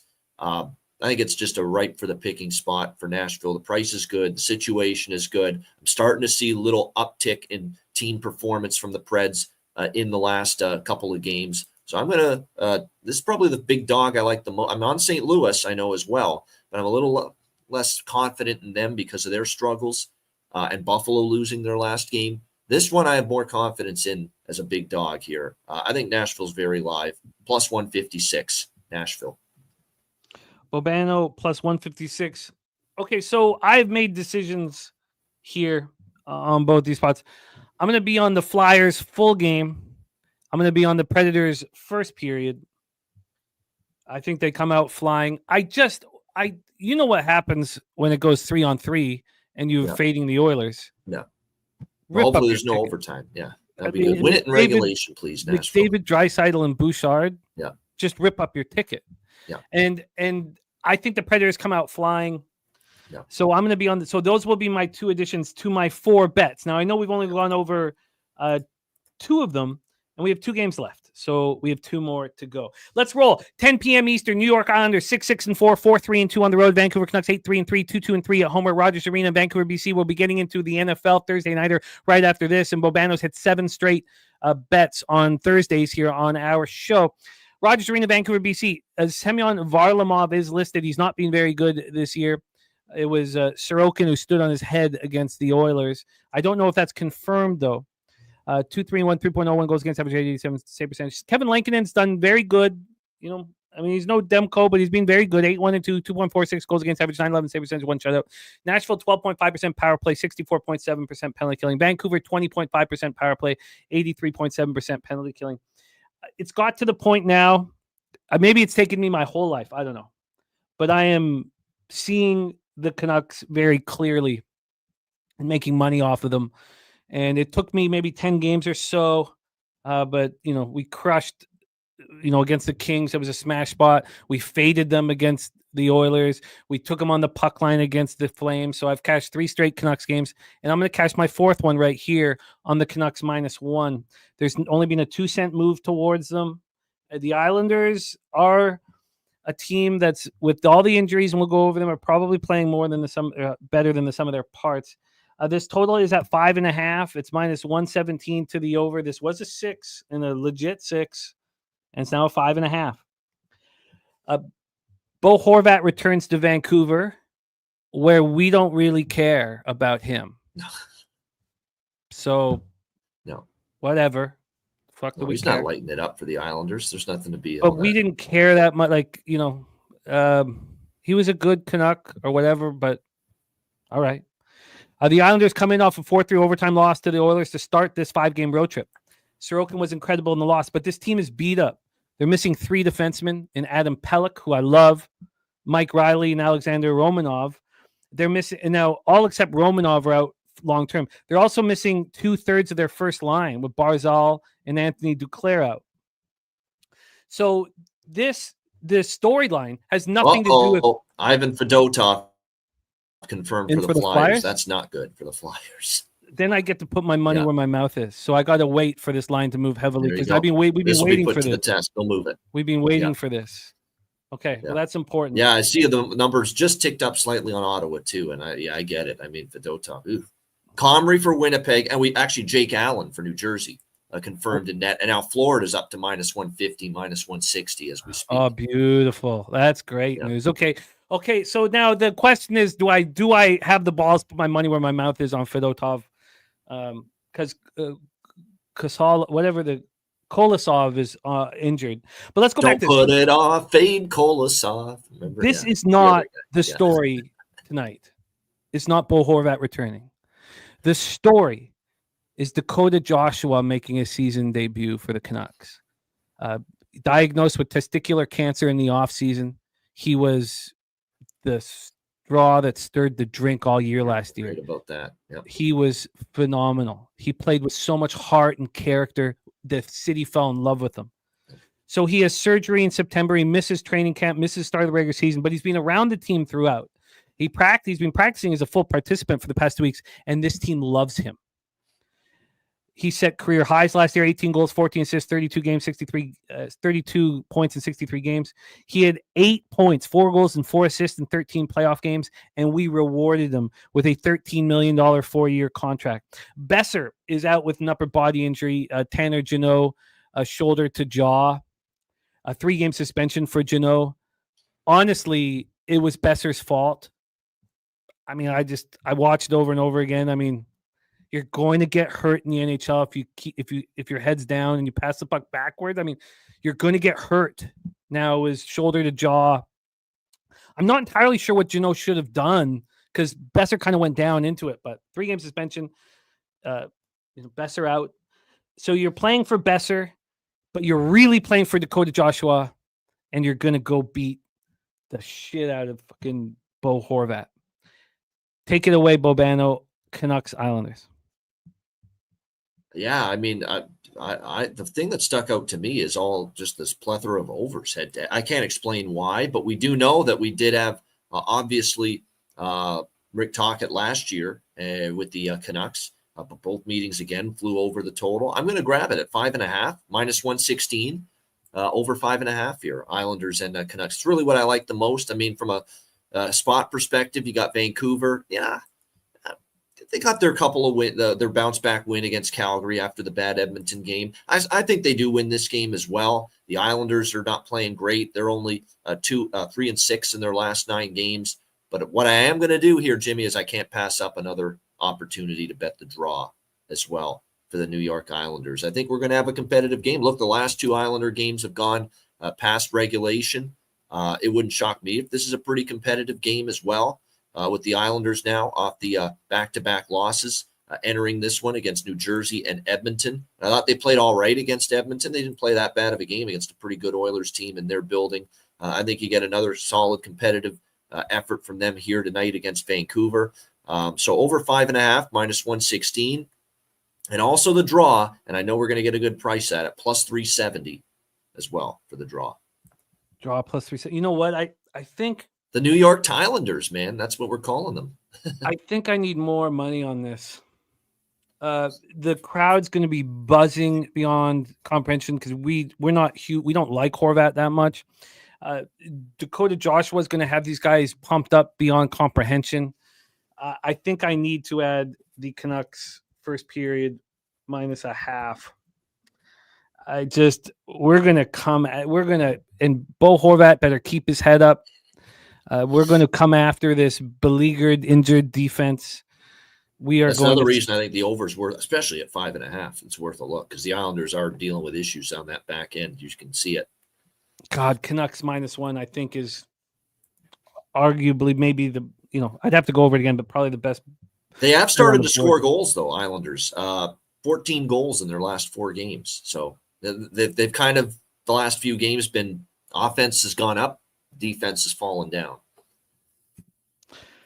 I'm excited about this hockey game. Good God, am I excited. Okay, let's roll into the last spot on the board. 10 p.m. Eastern. Chicago Blackhawks 6-9-1, 4-5-1 on the road. Seattle Kraken 7-8-1, 4-3-1 at home. Climate Pledge Arena in Seattle, Washington. We have Mrazek versus Joey Decord.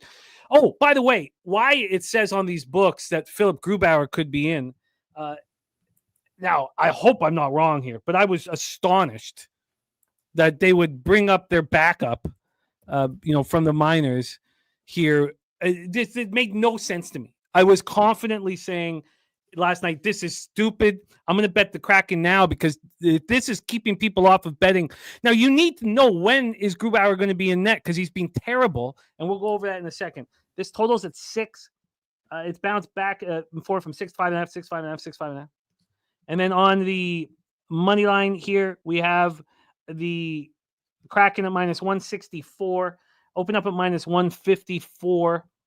What did I get in with them at? I got in a -156 and +163. I got the -1 at +103. Rodney, what's happening, man? Great to see you. So the Chicago power play 20.8%, 90.9% penalty killing, and Peter Mrazek coming off spectacular game. And I don't really trust Mrazek, but give him flowers when it's due. He will look great. Seattle power play 18.4%, penalty killing 78%. I did a real long deep dive on this hockey game last night. Blackhawks snapped their 2-game losing streak with a 2-1 overtime win at home over the Wild. It was all Mrazek. Alec Martinez is questionable for Thursday's game against the Canadiens. He's been out of the lineup since October 15th, and he will then be on the top pairing alongside Seth Jones. The Kraken coming up their second straight win, 5-2 at home over the Blue Jackets on Tuesday night. This is game 2 of a 5-game homestand. If this, anyone confirm that? Do we know if am I right that Grubauer is not starting that's Joey Decord again, Bobano? Grubauer is day-to-day, no update.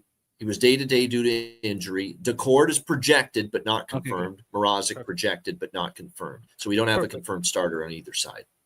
So right this is, okay, you guys, I'm on this 6-game winning streak in NHL, and I want and need it to continue.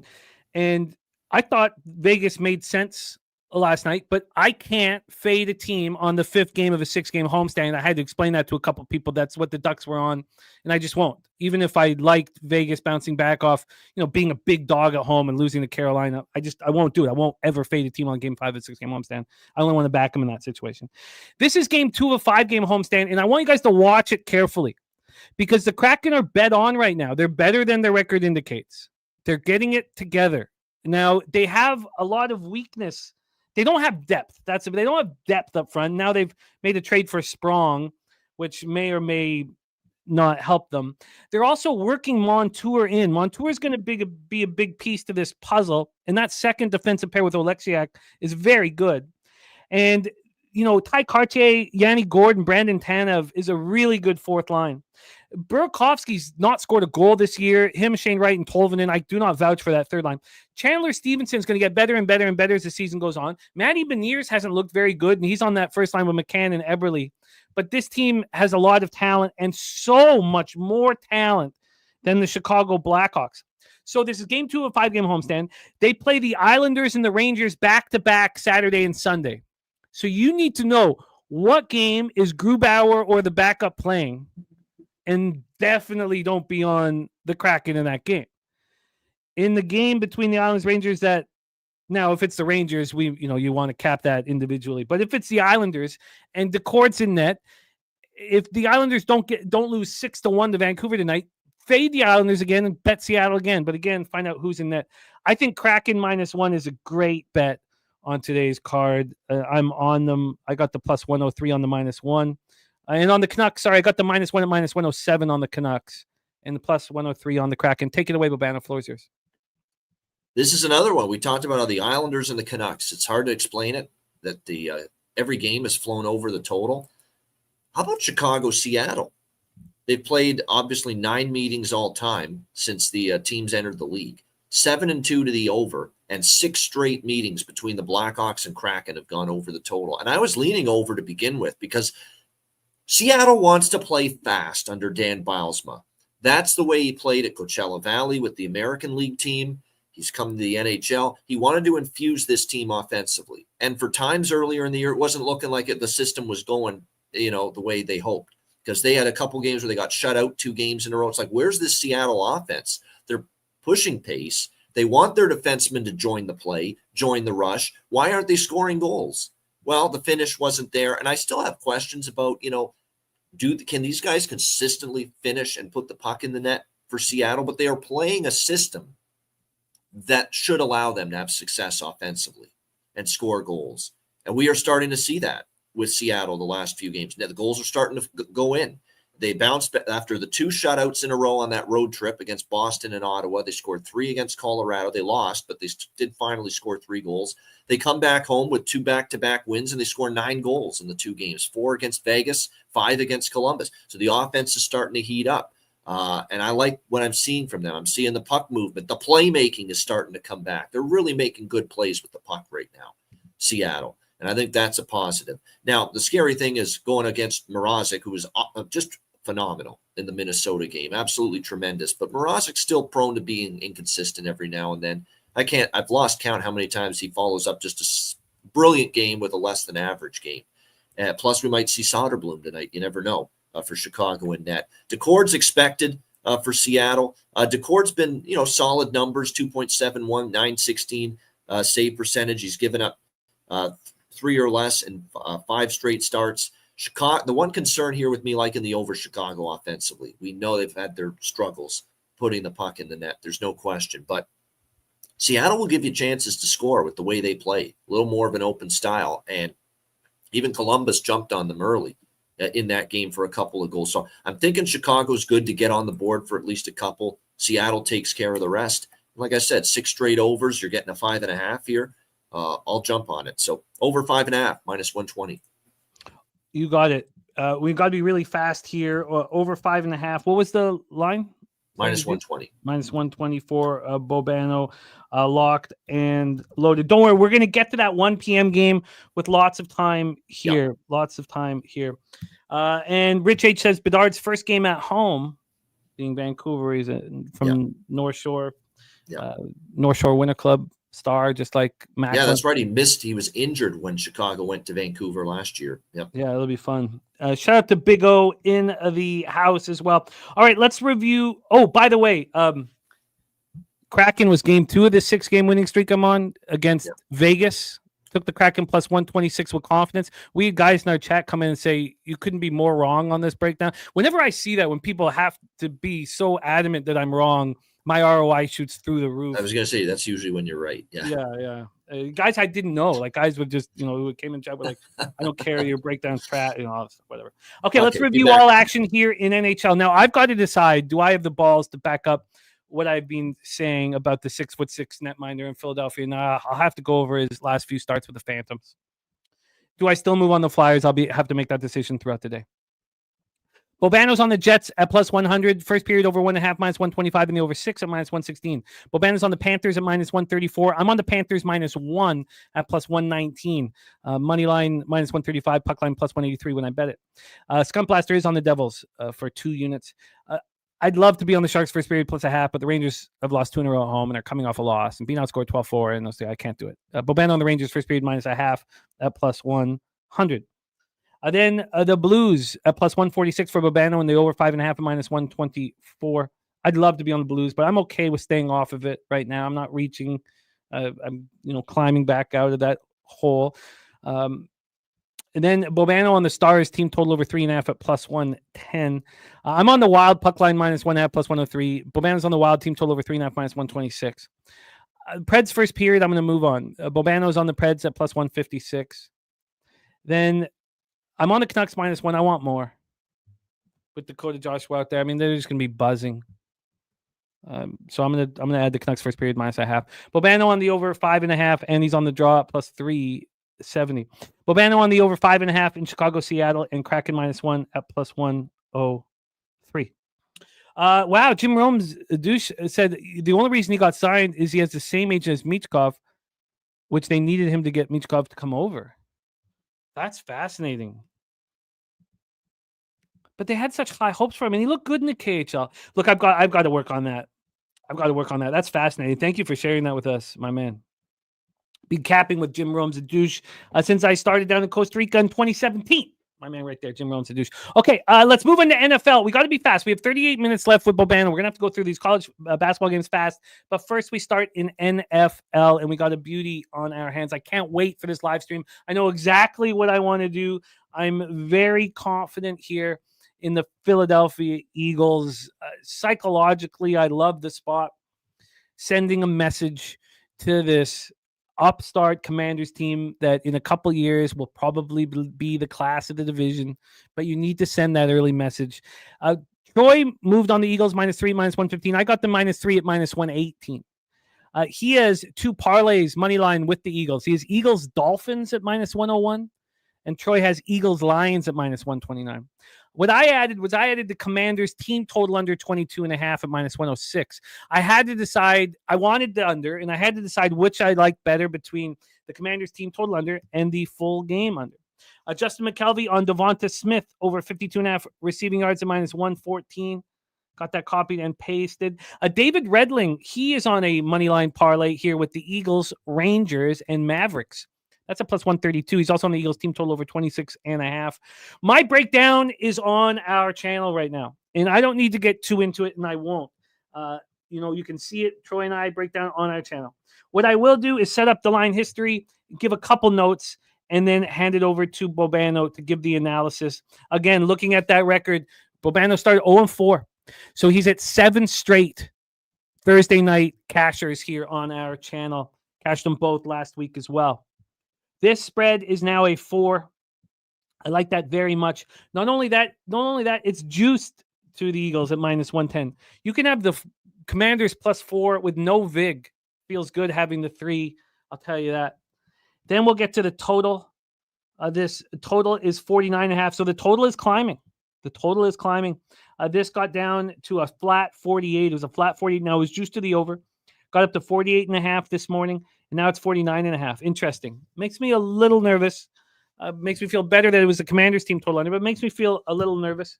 Let's get to the cash flow then for this. God, we have so much action tonight. It's just going to be such a fun day of capping. God, is this fun. 61% of the tickets, 61% of the cash on the Eagles. On the total, 79% of tickets and 81% of cash on the over. We see it climbing here.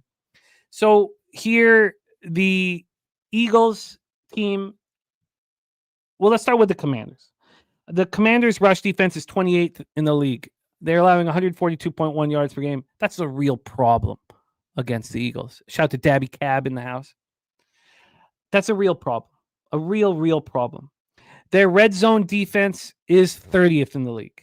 Again, this Eagles team, red zone offense, only 10th in the league at 60%, but I know that they're very strong here. Then we have the Commanders' third down defense, 23rd at 42.1%. But my issue is Jaden Daniels coming off a game where he had 3 carries for 5 yards, his lowest output as a pro. He says the injury wasn't holding me back. Says it's still there, but it's nothing that's holding me back. I don't believe him. I think he's hurting, and I think he's going to be hurting even more after he faces this Eagles team that wants to send them a message. Eagles coming off their 5th straight win. Usually I don't want to back a team, when they come off such an easy victory, but there's so much on the line here against the upstart Commanders. This Eagles red zone defense, 3rd. The Eagles rush defense, 5th. Eagles pass defense, 3rd. Fangio's done a phenomenal job. And now it's time to send a message to the upstart Commanders. And I believe that's exactly what will happen. And I'm going to be firing live if I get any chances on the Eagles at better numbers than this. Take it away, Bobano. You've hit 7 straight on Thursdays. I fucking love it.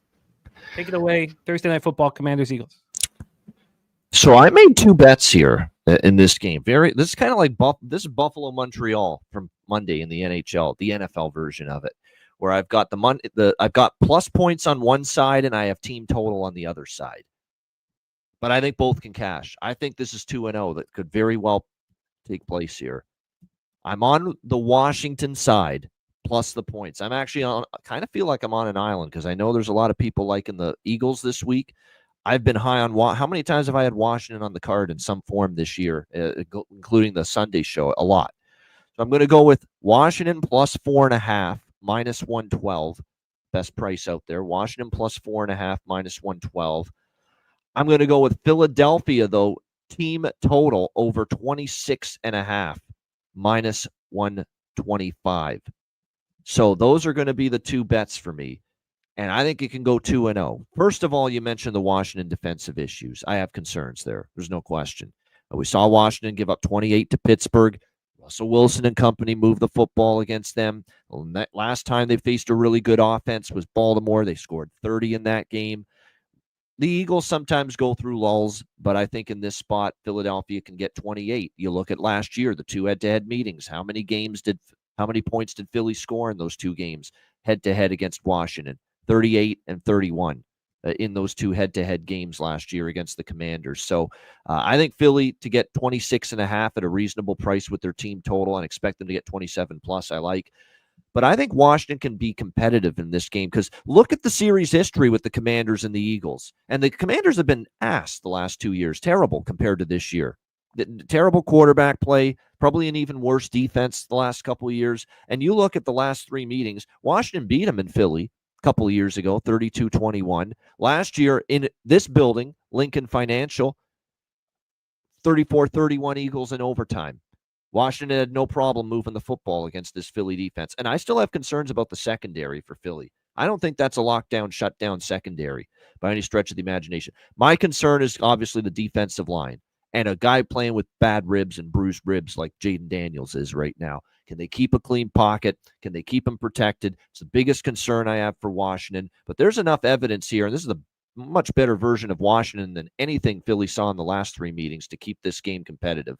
You know, maybe at 3, I'm not moving on this. 4.5 now I am. So I think it's something very similar. I think give me a 31-28 Philly win in this game, and we cash both bets. So Washington plus 4.5, Philly team total over. You got it. Locked and loaded. Prime cut came in from the Sweaty Butcher. Under 48.5. Skunt bag NFL play of the day. Eagles winning margin 1-6. Well, that's why I went this route instead of because the full game over I was interested in as well, but I'm concerned that, you know, the O-line situation with Washington is problematic. And we get one, maybe it does stunt the offense. Maybe it does allow Philly to shut them down. And we get something like maybe Philly 28, Washington 17 or something like that. And the game stays under and Washington just doesn't do enough for the full game over. That's why I chose this route rather than the full game over.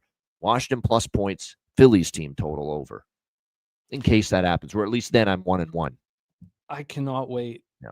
Good game, though. Intriguing game. Great to see Alan Kirk finally have a good game to call on Thursday Night Football. It's going to be so. It might not be. Look, I'm not. Might be lousy. Yeah, you never. I'm know. one of the good on paper.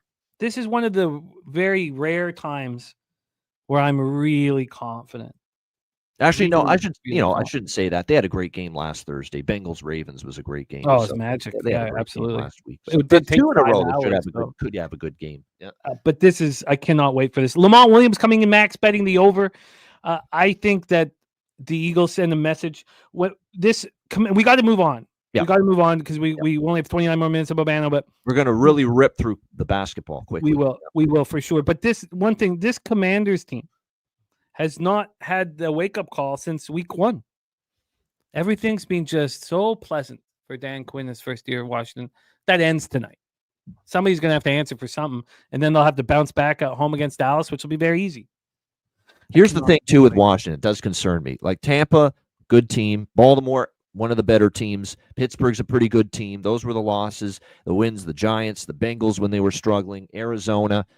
Cleveland's not good. Carolina's not good. Chicago's not strong. Giants. I mean, that's the thing, right? Yeah, this is going to be a good test for Washington. God, I can't wait for Thursday Night Football right here. I can't wait. I love all of it. We're going to have so much action going on. Last Thursday was like, we had so much play. Yeah. And this won't be quite as much, but it'll be very fun. Let's roll into college football. But in that one, once more, we have Bobano on the Commanders plus 4.5 minus 112. He's on the Eagles team total over 26.5 minus 125.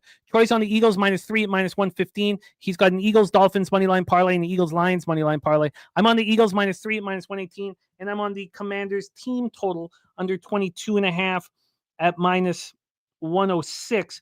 The team total was 23.5 minus 135 at 365. I chose this, and I know 23 is an important number.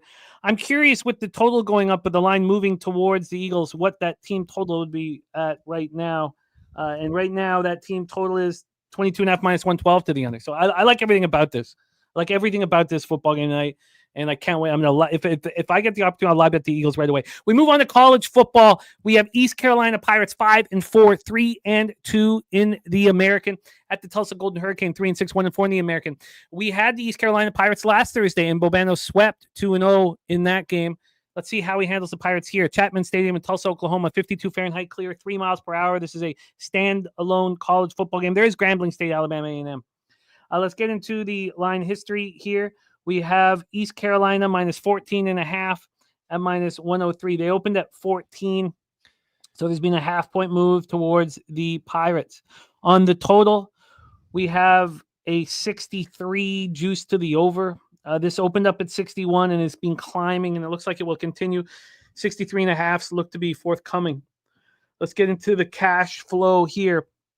For this one, we have 77% of tickets and 82% of the cash on the Pirates.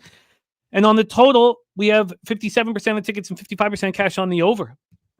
East Carolina comes in off its second straight win, 49-14 at home over Florida Atlantic. They've combined to score 105 points in the last 2 games. Home wins over FAU and Temple. Now they head out on the road. Things have changed. Caden Hauser, they moved him in at quarterback 3 games ago, I should say, and they found an offense to go along with their strong defense. East Carolina now 5-4 on the season and 1 win away from bowl eligibility, and this is it. They know that this is the game they must win to secure a bowl. Tulsa couldn't follow up that thrilling 46-45 home win over UTSA at home, game that saw them score 2 touchdowns last 2.5 minutes to win. They fall 59-21 to at UAB against a weak Blazers team, and they were down 45-7 at the half. How does that happen if you're Tulsa? half. UAB is pathetic, and that's unheard of that they were that bad. 45-7 at the half. They're 1-4 in conference, and they've been outscored 225-104 in conference. T-Moss says ECU gets bowl eligibility with the win, but this game being at Tulsa worries me. Says neither have played well, although ECU has picked it up just a bit. Skunk Blaster was on UAB. Bobano, take it away. We got to be tight here. Pirates, Golden Hurricane. Yeah, I'm not going to repeat too much of what I said last week, but I'm on the same bets as last week and the over. 3 bets here. East Carolina minus 14, minus 118 at Pinnacle. Over 62, full game, minus 118. And I'm also tacking on the East Carolina team total over 38.5 here in this game at minus 115. So 3 bets, East Carolina minus the points, East Carolina team total over, and the full game over 62. I think this is 2-1 or 3-0, just like last week with ECU against Florida Atlantic. Caden Hauser has been throwing the ball all over the place. He's been lighting up the passing attack. This is there's 134 FBS teams in college football. Tulsa's pass defense is 134th.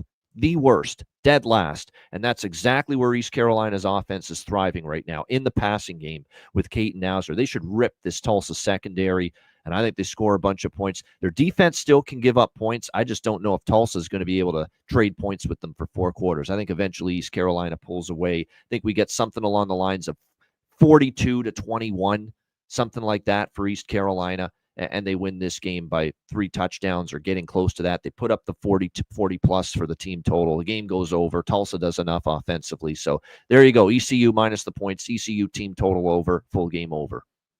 I love it. And again, we've seen a bad team have a magical performance and then get destroyed the next week. We see it over and over and over and over again. Coaching change has created a spark. They've responded, East Carolina, to Blake Harrell in these 2 games since he became the interim coach. No doubt about it. And do you trust the coaching staff at Tulsa at all for an early bounce back? You can't be ready for UAB, one of the worst teams, most underachieving, disappointing, wretched teams in college football, and you just get absolutely smoked in the first half. The game was over at halftime. No, I don't have very much confidence. I've lost a lot of confidence in Tulsa. Let's put it that way. Yeah, I get it completely. I do not feel comfortable with the spot. Well, it's been a big mover, right? This opened as low as -11. So people are seeing what I'm seeing. East Carolina's bet on all the way right now, and Tulsa's pretty bad. No doubt about it. Making a lot of money off East Carolina last 2 games at home, but just switching to Tulsa, and Tulsa coming off a debacle. So you expect that it is enough just for me to stay off of it. But I completely get the looks. East Carolina -14 and -118 for Bobano. Over 62 and -118. East Carolina team total over 38.5. -150. I actually have a winning streak in college football going on as well, but that won't be in play tonight. I'm not going to be moving. Let's move on to college basketball. We got to be very quick here. We have a game popping off here at 1 p.m. Eastern in 23 minutes. Do we want action to help us through our day? That is the question. We've had Cappers lead us into this. Morgan Spooner, he is on North Dakota +6, says 10 guys back from last year. He's also on North Dakota and the money line as well. So he actually bet the +5.5 and the money line. Says North Dakota 12-4 in D1 home openers. They are currently pumping the gym full of elementary kids. They returned 10 guys to the roster while transferring in no seniors. Dakota coach has great chemistry with this guys. Utah in the second year under a new coach still has a lot of pieces in motion. That is from our guy, Morgan Spooner. Let's get into this one. And that goes against Kent Davies. Kent Davies is on Utah Valley State -5.5. So we have Cappers on either side. Utah Valley Wolverines 2-0 on the year. North Dakota Fighting Hawks. We are in Grand Forks, North Dakota for this one. Let's get into the line history right now. We have Utah Valley sitting at -5.5. They opened at 4.5. They've moved to 5.5 a couple times, but they're back there, so there's been a 1-point move towards the Wolverines. From a total standpoint here, with this early game, we have a 145. This opened up at 146, so we've dropped 1 point to 145. Let's get into the cash flow here. For this one, we have 53% of the tickets and 74% of the cash on Utah Valley. And we have 83% of the tickets and 79% cash on this over. Take it away for us here, Bobano. Wolverines Fighting Hawks. Yeah, I got nothing here. I mean, Utah Valley. I think Utah Valley. If I had to lean, I'd lean in that direction. But early start game on the road, laying 6.5. Not crazy about that. North Dakota does have issues to me. I don't think they're that particularly great. With respect to what Morgan's saying, I think Utah Valley is the better team. I'm just not comfortable though laying 6.5. So we can move on. Let's move on then. For anybody moving again, Kent Davies on one side, Morgan Spooner. I agree. The under's the way I would lean in that game with chosen one. We also have a Utah Valley coming off smash and grab over UTEP at home, winning 89-60. It was 5 days ago. So they have a major rest advantage over North Dakota. But that game North Dakota played was against the Div 3 college. Their only game so far this year was they got badly beaten by Colorado State on the road. I guess a free bet I would be on North Dakota to keep this one close. I don't know if I need to make the move on it either. I'll think about it for the next 20 minutes or so. I imagine North Dakota will look strong off the hop, but I don't know if I need to get to the window there. Let's move on to 4 p.m. Eastern. We have Billy Friedrich's Pig Milk play of the day on Lindenwood Moneyline at +100. Says, but he wanted to drop this off. So let's talk about Lindenwood Lions 1-1 at the New Orleans Privateers, who are 0-2. And we're in Moon Township, Pennsylvania. This is the Urban Bennett Invitational. So this is a neutral zone game. Morgan also saying Utah Valley coming off a game shooting 58% from 3. North Dakota off game shooting 25% from the field. That's or 35% from the field. It is appealing to me, Morgan. It's still appealing to me to run with you on that. I might get there. And I know I only have 19 minutes to make that decision. Let's talk about this one here. We have Lindenwood.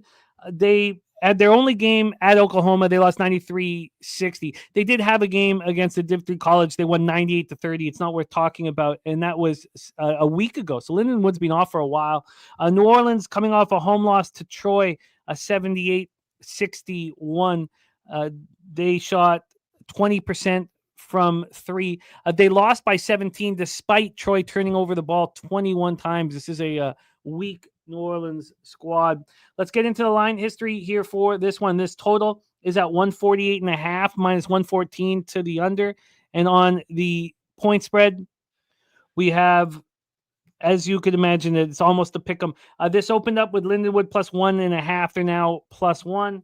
And I'm not sure how much cash information we'll get. Oh, we're getting 75% of the ticket, 72% of the cash on the over. And we have 36% of the tickets, 28% of cash on Lindenwood. Take it away for us, Bobano, 4 p.m. Eastern, Urban Bennett Invitational, Lindenwood, New Orleans.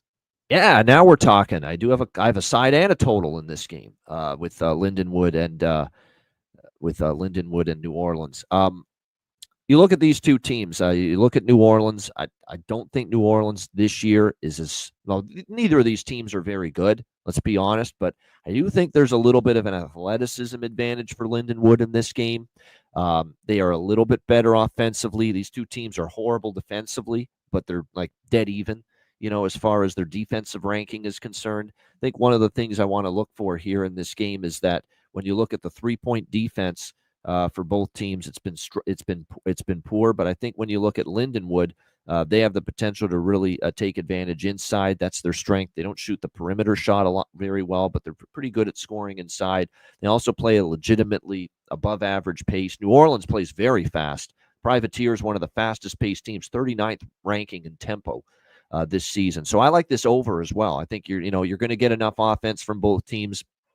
Lindenwood's above average as far as tempo. New Orleans is a top 40 team in tempo this year, so you should get transition basketball, quite a bit of it in this game. And I actually had this total more, above 150. I'm a little, maybe because of the neutral court element to this game. Maybe that's why this total is a little bit lower, but I think it's a little bit too low given the fact both teams want to run. So we'll go with Lindenwood here plus 1.5, minus 110. And we will also go with over 148.5 minus 105. Over 148.5 minus 105. I'm interested in Lindenwood. I'm going to take a longer look at them after here. I think I stay away from the Fighting Hawks, but I can understand your look on the Morgan. I think I'm going to stay off at this point here, but Lindenwood, I expect to make a move on. Let's roll on. Next up for us, 7:30 p.m. Eastern, we have Northern Iowa Panthers, 2-1 to start the year. This is their first road game of the season at the Wichita State Shockers, 2-0. They are 1-0 at home here for this one. Let's get this one all set up here very quickly. Let's get into the line history. From a line history standpoint, we have Wichita State minus 7.5 at minus 115. This opened up at 7.5, got up to 8.5. Then there was buyback all the way down to 7. So now we only have 7 cents of movement towards the Shockers. On the total for this one, we have a 152. It's juiced to the over. You see 152.5, some 153s out there. This got down to 151 before it started climbing back up. We still have a half point move to the under, but I don't know how legit that move is really because it's so juiced to the over. So basically, it's right where we left it. We have 32% of the tickets and 16% of the cash on Northern Iowa. So 68 and 84 on Wichita State, but there was buyback, which is confusing. 75 and 76 on the over. Take it away for us here, Bobano. These Panthers coming off an 80-60 loss. They'd won at home over Milwaukee in nice fashion, winning by 21, but they're coming off this 80-60 loss at home to UC Irvine. Pretty ugly performance there. Only 27 rebounds in the game. And we have Wichita State coming off beating Western Kentucky 91-84 on the road, and then at home they beat up here on Montana State, and we saw how good Montana State looked, after, but they beat up on Montana State. Montana didn't shoot all, 37.3 from the field and 27.9 from three. Take it away for us here, Bobano. Wichita State at home against Northern Iowa. So Ben Jacobson has been the coach of Northern Iowa forever. Like, I remember Farouk Manesh and the tournament team of Northern Iowa, what was it, like 10 or 12 years ago, and he was coaching them. He's been here a very long time. There's no question about that. And the one thing that has been a constant here with his teams is the fact that In the underdog role, they've been good. He's been a very good underdog coach in his tenure here at Northern Iowa. I have questions about how much depth this team has and how good they are. I think they might have maybe dropped a little bit compared to where they've been a couple of the recent years, but they faced a very good Irvine team, okay? And I know that was on their home court, but Irvine's very good. Tons of size, very good defensively, and Northern Iowa ran head-on into that 80-60 loss. But Irvine's a damn good mid-major team. Let's not forget they blew out Milwaukee 87-68 before that in their first game. It's a bounce-back spot after a performance like that. Wichita's look great. I like what I see from Paul Mills' Shockers team. They can absolutely fill it up offensively. A great offensive team for sure. Play extremely fast as well. Top 100 in tempo going into this game. But I think Northern Iowa was better than they showed against a very good Irvine team at home. Now you get them on the road. You get them catching points. I like the Panthers here. This is the basketball version of the Panthers here for me in this one. Northern Iowa plus the points, bounce back spot. You're getting a nice plus 8.5 at minus 114 right now here in this game. I'm going to go over the total as well because Northern Iowa is a solid offensive team, efficient. They don't play as fast as Wichita, but Wichita does. These Wichita games have flown over the total, and I don't think the totals have been adjusted enough. So we'll also get in on the over 151.5 minus 118. And I'm going to move on the Northern Iowa Panthers first half in this one, just the first half, but I love the look. Let's roll on. 8 p.m. Eastern, we have Morehead State Eagles 1-2, 0-2 on the road. Chattanooga Mocs 0-3. This is their home opener in McKenzie Arena in Chattanooga, Tennessee. This wasn't good. I had to put it in because I doubled up on Chattanooga. This is the only thing I came to the window with.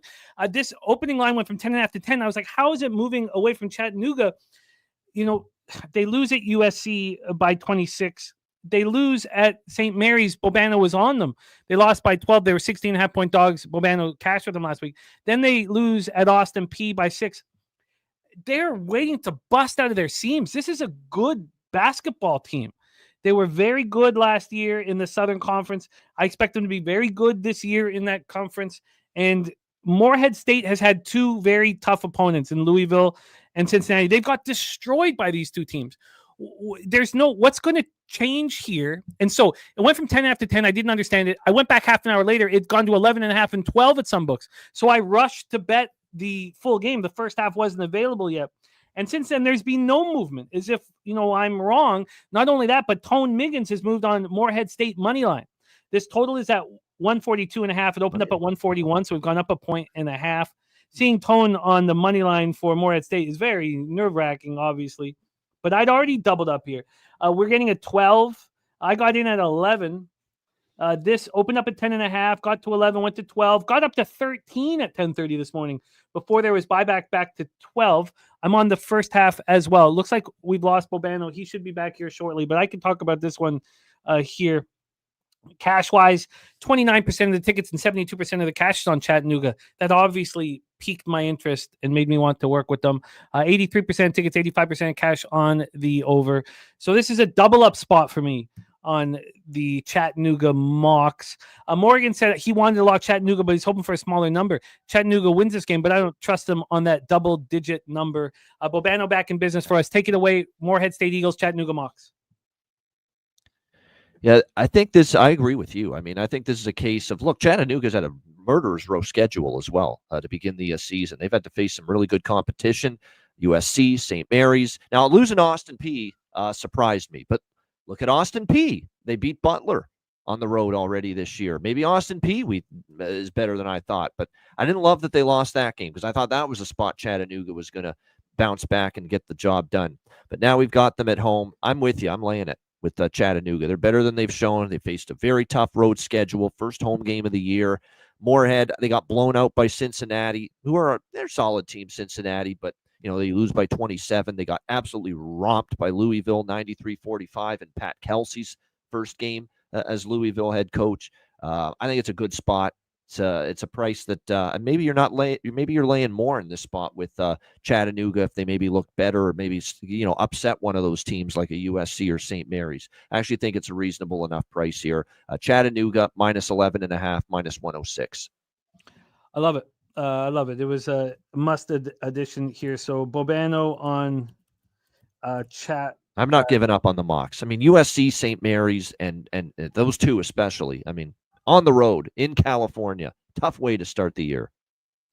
Let's roll on here. We only have Bobano for 8 more minutes, so we're going to get to the limit, and then he'll just give us the quick takes, and then Jose and I will finish off the action. 8 p.m. Eastern, Southern Illinois Salukis 1-1, playing their first road game of the year at the Oklahoma State Cowboys 2-0, 2-0 in Stillwater.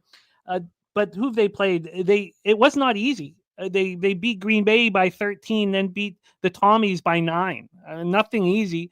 The Salukis come off a game versus a Div 3 college, but their first game of the year was against Charleston Cougars. We know the type of team Charleston is. Charleston was 3.5 point favorites in that one. The Salukis shot terrible, a 40.3 from the field and 23.8 from 3. Now they only turned the ball over 9 times compared to the 17 from Charleston, but they're not shooting the ball well, and it is a problem here. Let's get into the line history, but nothing really Oklahoma State has done would inspire too much confidence as a big favorite. We have Oklahoma State as 12-point favorite, so the line's been moving, quickly in their direction. This opened up at 9.5, so we're at 12 now, and it's juiced even to the Cowboys. And then when we get to the total in this one, we have Oklahoma, this at 162, very high total. This has come all the way up from 156.5, 155.5 at other books. So just a monstrous move to the over. When we get to the cash flow, 32% of the tickets and 71% of the cash on the Cowboys, 58 and 55 on the over. Bobano, take it away. Yeah, I definitely agree with the totals move, 100%. You look at it, Oklahoma State, not a defense I trust. The question is it moved, enough? We'll have to wait and see. But like I said, I understand why that total's gone up. I like Southern Illinois here, though, plus the points. I mean, I'm not going to trust Oklahoma State laying double digits, 0-2 against the spread. Now, they did win both games, but they didn't come close to covering the number against Green Bay, against St. Thomas, the Tommies, in their first 2 games. Not showing enough defensive aptitude. Now, they're very good offensively. They do play fast. Those are the things that benefit them. But I'm talking about as far as the defensive end of the basketball court. To me, there's a lot of concerns here. Meanwhile, you look at Southern Illinois. I like the Scott Nagy hire. Great head coaching hire. Trust him a lot. They had a tough first game against Charleston. Charleston's a good team, though. Charleston just beat South Florida by double digits. It's a good team. Chris Mack is their head coach. Very experienced. Good hire. Tough opener for Southern Illinois. But I think this is going to be a good basketball. You're going to give me a well-coached team, plus 12.5, minus 114 with Southern Illinois. I'm going to take it. So Southern Illinois plus 12.5, minus 114. Has this total moved enough? Give me over 160, minus 130. I'll tack that on as well. Locked and loaded. Bobano on the Salukis plus 12.5, minus 114, and the over 160 here. Our guy Chang Kim in the house. So we'll get a best bet for our guy Chang here as well. Before we go, great to see you, Chang. Hope you had a great birthday, my man. Skunk Blaster on Southern Illinois plus the points here says, I believe Southern Illinois won the last 1 or 2 meetings. Fact check that, he says. And for a fact check, Saturated says SIU is the biggest party school in Illinois. Next up for us, North Colorado Bears at South Dakota State Jackrabbits. We're in Hot Springs, Arkansas, neutral site for this spot. Let's get into the line histories and some X's and O's. We only have a few more minutes left with Bobano. So the Northern Colorado South Dakota State spot, this total is opening at 155, dropping to 153. We have a 2-point move towards the under. On the spread here, we have Northern Colorado plus 3.5, minus 112. They opened up at plus 2. So we've had a 1.5 move towards the Jackrabbits. On the cash flow, I guess I blew past it just a sec. Come on. We don't have time for this. I apologize. With the cash flow, let me just quickly move back to 9. Here we go. Cash flow wise, we have 31% of the tickets and 36% of the cash on Colorado. 69 and 64 have moved this towards the Jackrabbits. 27 and 29 on the under, and this has dropped towards the under. Take it away, Bobano. We don't have much time. Take it away, Bears, Jackrabbits. Yeah, this is a game where you got Northern Colorado off the the game they had the other night against Colorado. It was a rival. So we'll see how they fare here in this one. That being said, I'm impressed with the Bears, of Northern Colorado and the way they've played so far. We'll see if they can continue to, the Colorado game was impressive to me. We'll see how they fare here in this one against South Dakota State, who obviously had the good showing against McNeese, struggled, only won by 1 in their last game against Long Beach State. Like I said, with Northern Colorado, they took Colorado to the wire. They played Colorado College after that. Now they travel here, and then South Dakota State's got a little rest advantage. I lean Northern Colorado. I want to take them, but I don't like the rest disadvantage, so it's a pass for me.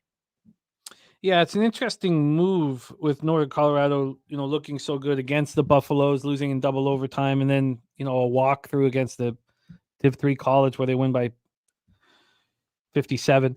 Then the South Dakota no-show sort of against Long Beach. And you'd expect them to be better here, yeah. Yeah, but I still can understand why you're not moving on it. Yeah. So Bobano here, 12:57 p.m., can we talk Grand Canyon, Arizona State, or should we do the run through quickly? Yeah, just do rapid fire through the rest. Just quick hitter. Yep. Okay, we'll do quick hitters, and then Jose and I will go over market moves and situational. So Grand Canyon, Arizona State. Look, Arizona State now has showed life. Remember, I faded them in the first game against Idaho State, but credit to them. They've looked like they gave Gonzaga a game after that. And then, of course, we've seen a turnaround here from Arizona State here, at least a little bit, because they were awful in the preseason.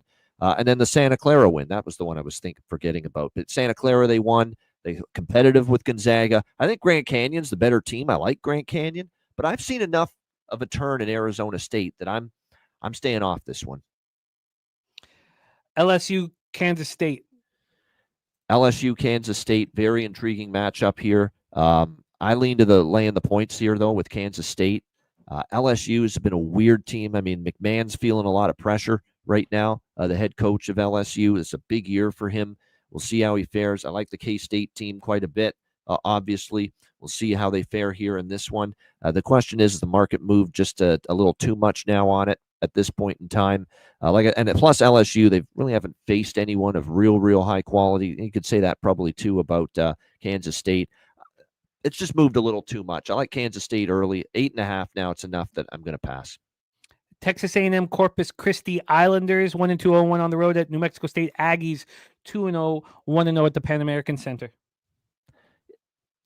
Yeah, not a whole lot here. I mean, New Mexico State, I think, we've seen this team always be a pretty solid mid-major program. This year, I've got a few more question marks about them.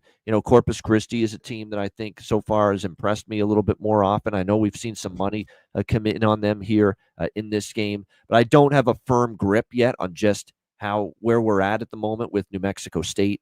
They've gone 2-0, but they've played absolutely no one. Meanwhile, at least with Corpus Christi, they were tested by New Mexico in their last game. But again, New Mexico State, rest advantage. That matters early in the season, so pass for me. Seattle U Redhawks 0-2 to start the year against Cal Poly, who's not looked good. We're at Mott Athletic Center in San Luis Obispo. Take it away. Yeah, to me, Cal Poly actually is probably worth a look here in this game. I like Cal Poly. That is an official play here in this one. Seattle on the road. There's no doubt Seattle to me is probably a better team here, but on the road, they've just not been good enough, not consistent enough, this Seattle team. And sometimes their defense doesn't travel. And they've had games on the road. They've given up 80, 85 points. There's just too much flightiness in their performance away from home. Meanwhile, at least with Cal Poly, they have faced, some pretty tough competition in recent games. I mean, I think one of their games was against San Fran as well. It's a pretty good team. We saw what San Fran did last night against Long Beach, blew them out completely. I like this spot in the situation, the way it lines up here for Poly. So Cal Poly plus 4.5 minus 105. Plus 4.5 minus 105. Why did I think Seattle was bigger favorites in that? We'll go over that line movement. Northern Arizona Lumberjacks 2-1, 0-1 on the road. Pacific Tigers 3-1, 1-0 at home. We're in Stockton for this one. Take it away. I really want Pacific here. I love Dave Smart's a Canadian coaching legend in university basketball. What he did at Carleton, I mean, 13 championships there. He finally gets a U.S. college basketball head coaching opportunity here at Pacific. And I already see good things. I mean, but they blew out San Jose State. Tough spot against Hawaii, but they had to go on the island for that game. Not an easy situation, and they kind of ran out of gas. The one concern is they don't have much of a bench. They play their starters quite a bit, and they're coming off the Hawaii game 2 days later. But Northern Arizona had to play the other day, and I don't think they're any good. I think they're a really bad basketball team this year. They got blown out by 26 at Stanford. They didn't cover that number. I am a little bit concerned about, the turnaround from playing in Hawaii to tonight for Pacific. To me, they're the better team, and I am a Dave Smart believer. So with that in mind, I'm still going to take Pacific here, -5.5, -114. Pacific -5.5, -114. And best bet time for our guy Chang Kim would be what for you across all sports, Bobano? Across all sports. Something involving that East Carolina, either the team total or the full game over. I like both of those even more than the -114. Let's say the East Carolina team total over 38.5. East Carolina team total. If you wanted to, I mean, 56 and 49 points since the coaching change, and we only need 40. So I like that. East Carolina team total over 38.5 would be best bet. For me, I think the best bet, and I might do this. Actually, no. It depends if I add the first period on the Canucks. Maybe this is a better way to do it and not add the first period on the Canucks. Maybe is it Eagles Canucks moneyline parlay? Philadelphia Eagles Vancouver Canucks moneyline parlay. Maybe I'll do that instead of adding the first period. Takes a little bit of pressure off, even though they're going to be going bananas with Dakota back. I'll make that decision on my own. Bobano, excellent work, my friend. I'll review all of your action. We're going to go over those college basketball games. So just talk about market analysis because we've got best bets from Cappers in the chat as well as Bobano. Please support our friend Bobano, star of the Ice Guys, the NBA OG show, and Hitting the Books. And support him on X at Bobano Bets. Bobano, any last words for the Cappers supporting the show, my friend? Always great to be on Thursdays. Good luck to everyone in the chat. Good luck to you, Jimmy. It's a great Thursday night. Big NFL game, college football game, huge NHL card, college basketball, NBA. Let's all have a big Thursday night, and we'll see you again next time. There he is, Bobano in the house. Well, we have my co-host, Jose Bouquet, jumping on with us to help us go through these last few games. Jose, how are you, my man? Pretty good. Can't complain. Excited to talk ball with you. Well, let's get to work and stick around for the NBA game. I put some time into that one here as well. But why don't you take over my spot here? So you open up each game here. Actually, I'll just open it up, and then you'll give us the market analysis, and then I'll touch on it because I've copied and pasted best bets from Cappers in the chat and Bobano's action. So we're going to go back to this Grand Canyon, Lopes, Arizona State, Sun Devils spot. Bobano stayed off of this one, and Kent Davies is on the under 149. Says public all over the over, and this line is frozen. Remember, this is in the Footprint Center in Phoenix, Arizona. This is the Hall of Fame series in Phoenix. So why don't you take us through this line history, Jose, my man? Sure, I'll start with this. This is taint as well.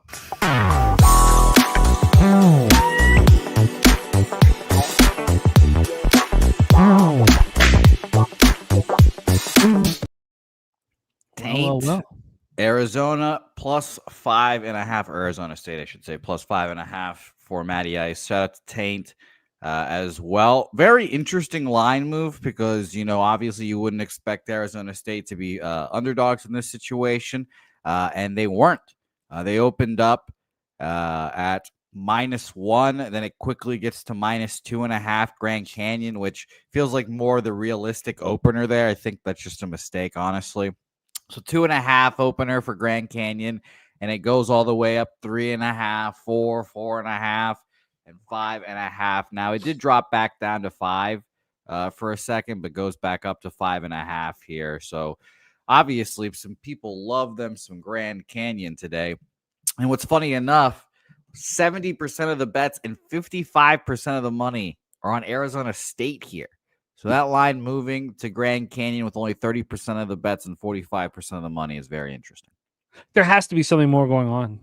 There has to be a player out or something. I think it's just too big of a move.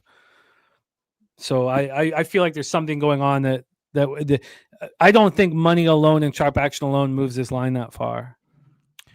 Yeah, unless someone knows something, like you said. Yeah. I agree with you there. This makes me extremely uncomfortable. Kent Davies on the under, but this is just too big of a move. Something going on.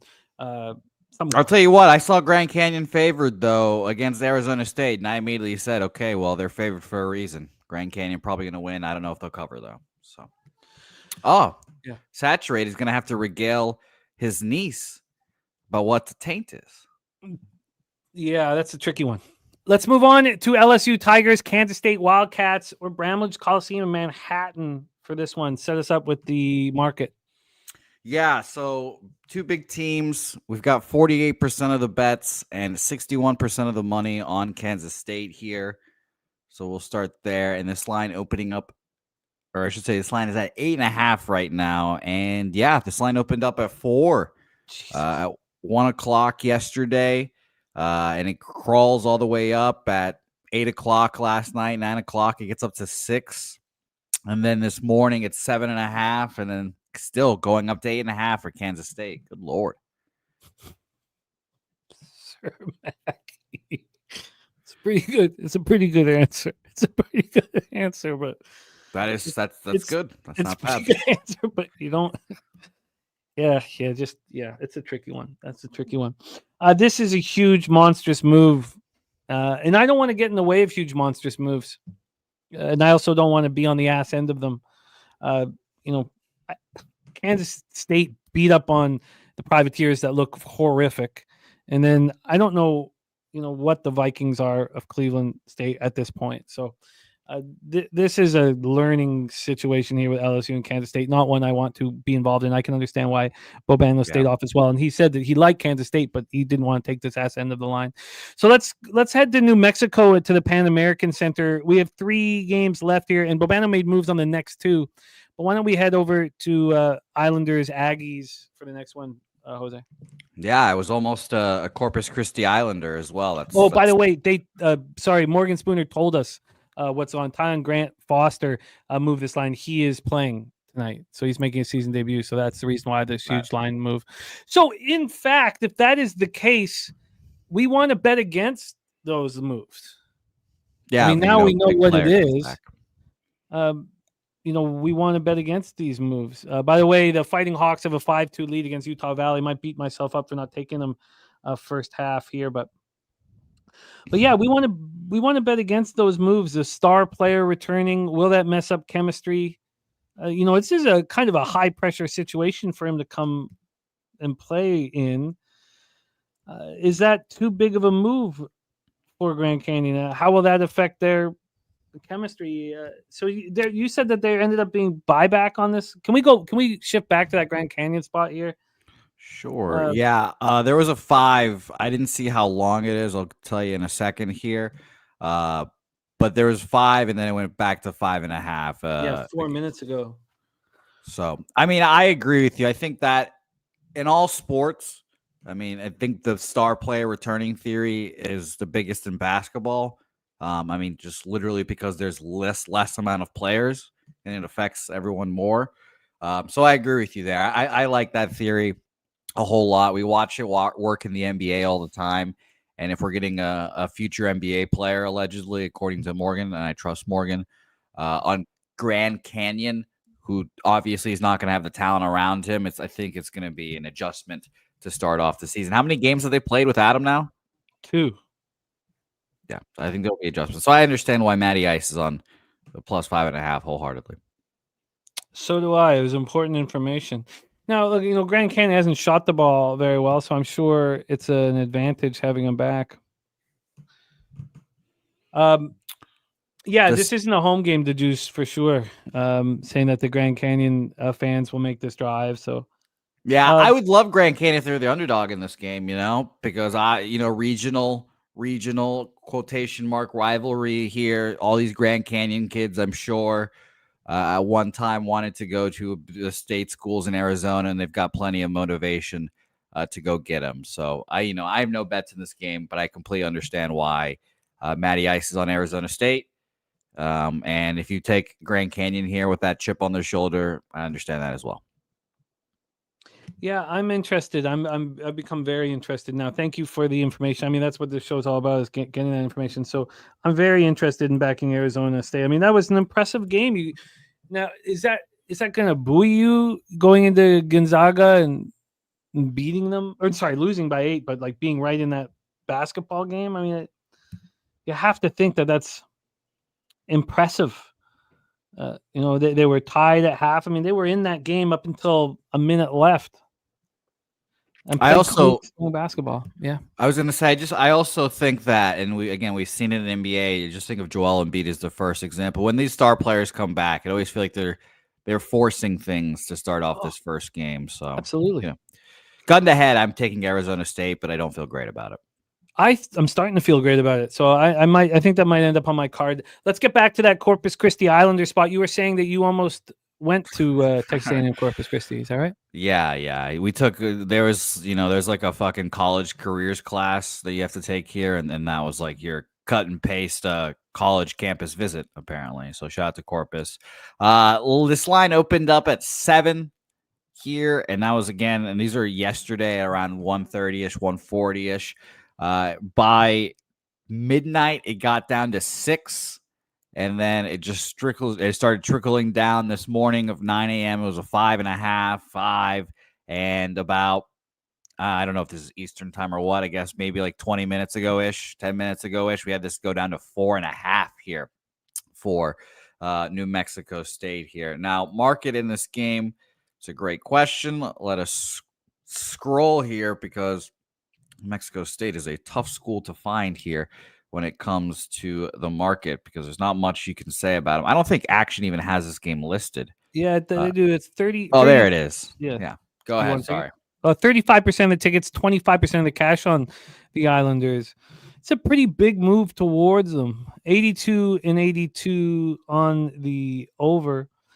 I mean, New Mexico State's 2-0, but nobody cares with who they played. Now, I guess, at least they have a game against a Utah Tech, so a Div 1 school. But, this Islanders team has been really tested. They go into Purdue and they lose 90-73. I mean, that was pretty ugly, but they were 25.5-point dogs. I mean, they don't cover, but they played tough in the second half. And then they play a really good Lobos team. They allow 100 points, but they can score, and I feel like they're ready to take on. I think this is a sharp move here. I really do. I think that it makes sense. And depending on, if you look at that opening line from 1:00, then it might have moved a little too far. But if you look at the other books that put it in at around 5:00, we're talking about like a 2-point move right now. And it's easy to get the 5. I think Corpus Christi's in this basketball game. Yeah, I'd agree with you. I'd only go Corpus or pass for me. I'm looking up. I want to see if they still have the same coach, because they've been a tournament team as well, this Corpus Christi team. So they've had pedigree before as well. And this is Jim Shaw's second year as a head coach. So they're not a bad program at all when it comes to basketball, really. So I lean Corpus here as well. I think that line movement is very interesting. Yeah, I'd like to get involved. I would like to get involved. The juice also on the Islanders. We got 2 games left in college basketball. Let's set them up and then move on to NBA. Next up, Jose, 10 p.m. Eastern, Seattle U Redhawks 0-2, 0-1 on the road at Cal Poly, Mod Athletic Center in San Luis Obispo. Why don't you set this one up for us? Yeah, of course. And by the way, Rem asking if I'll go to the Jake Paul, Mike Tyson fight. Rem, I'd rather walk into traffic than drive up 4 hours to watch Jake Paul jab Mike Tyson to death, unfortunately. So no thank you, but I hope you enjoy watching it. Make the squarest parlay in sports history. Yeah, I took Jake Paul. I'm embarrassed to say it. It's so square, but I took Jake Paul and John Jones and put them together for minus 150. Minus 150 is the best part about it.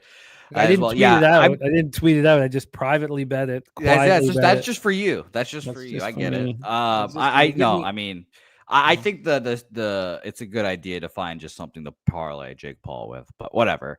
Shout out to Preston and Danny who break the fight down much better than us. Videos right now available on our channel right now. So shout out to him. But that's a Pete move. Wow, you guess you're right. We don't even have Kool-Aid up here anymore, man. That's oh no, it's there. Don't you worry.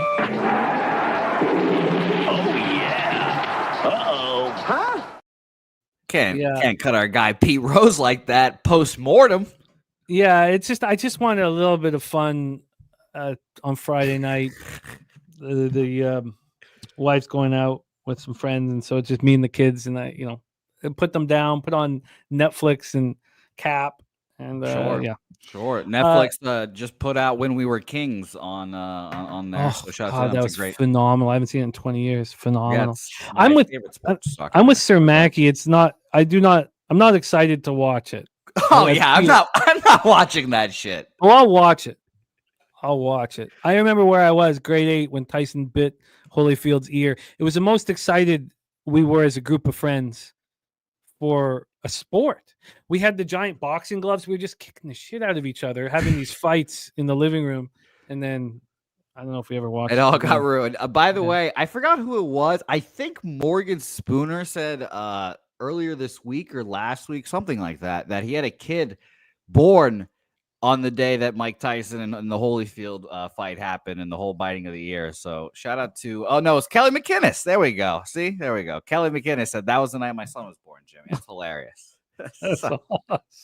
That's hilarious, funny. Kelly. I had fun. I remember we're at Johnny Coleman's house with the giant boxing gloves, beating the shit out of each other, smoking bats. What's Johnny Coleman up to nowadays? I know he's good people. I don't know what he was. He was running like a hip hop store in downtown Vancouver. I don't know, 15, 18 years ago. I haven't spoken to him in about 15 years, but good guy. He was always a good guy. Respect to him. Let's get into Red Hawks. Cal Poly here. This is our second to last before we get in NBA. And you mentioned how you said this was on a higher line, or you thought this was a higher line earlier, because it was 6.5 earlier for Seattle here. Got up to 7 at one point. And that 7 was, and I'll start mentioning that these lines, the openers are from yesterday, and we got a 7 at 7 a.m. this morning. It's still 7. And then 8:40 goes to 6.5, 8:50, 5.5, another hour, 4.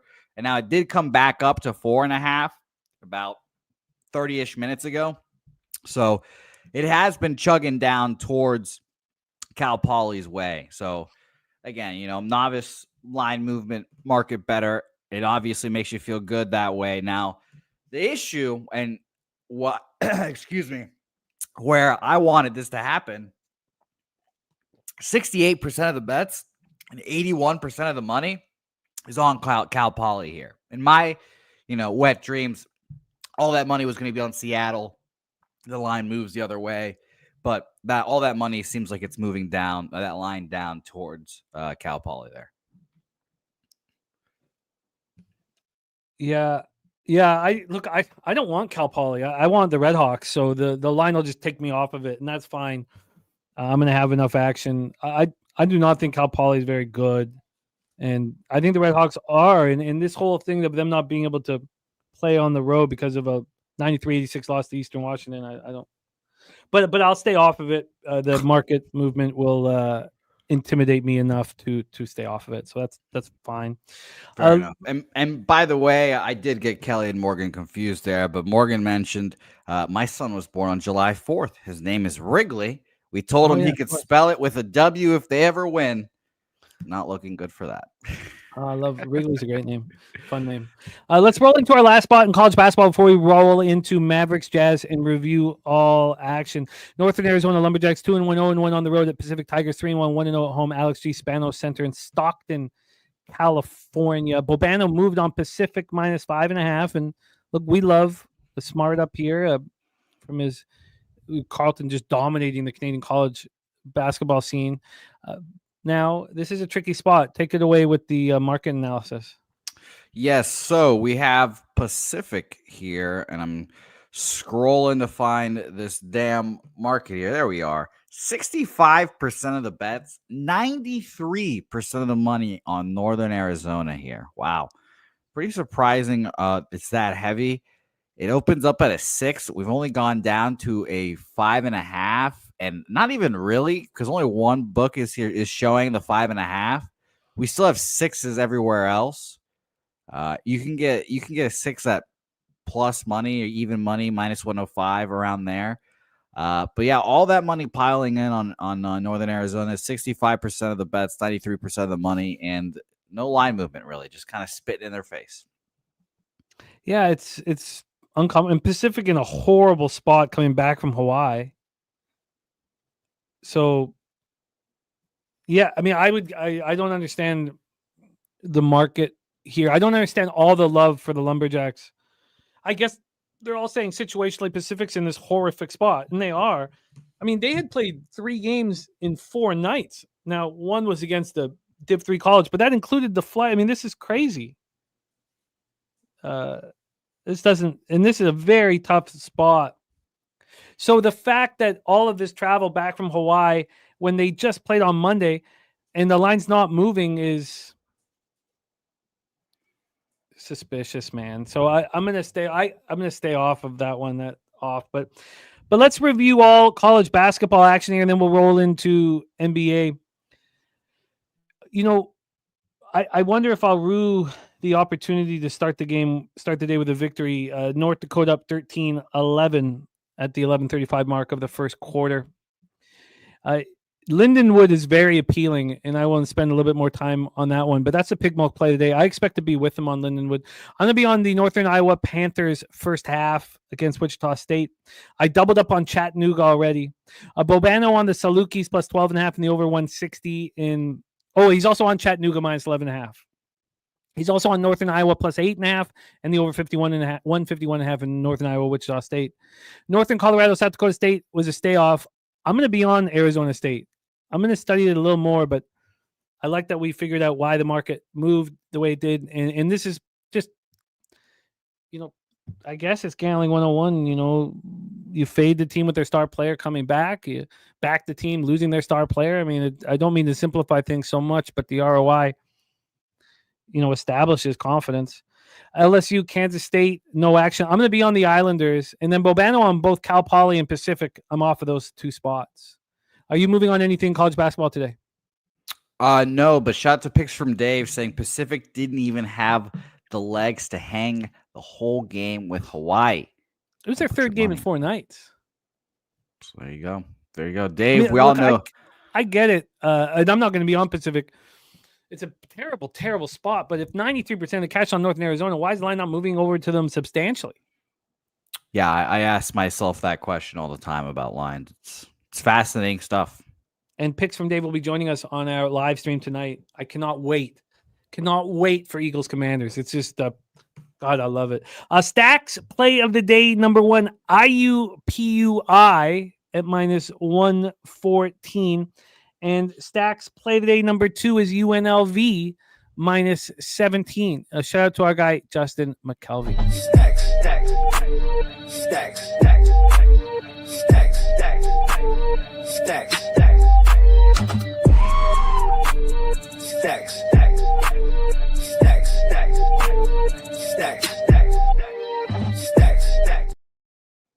Well, let's get into NBA. Our last spot on the board in an hour and 35 minutes. We have our Cappers contest show 2 and 3 week. Not what we were hoping to starting the second half or the third quarter, depending on how you look at it.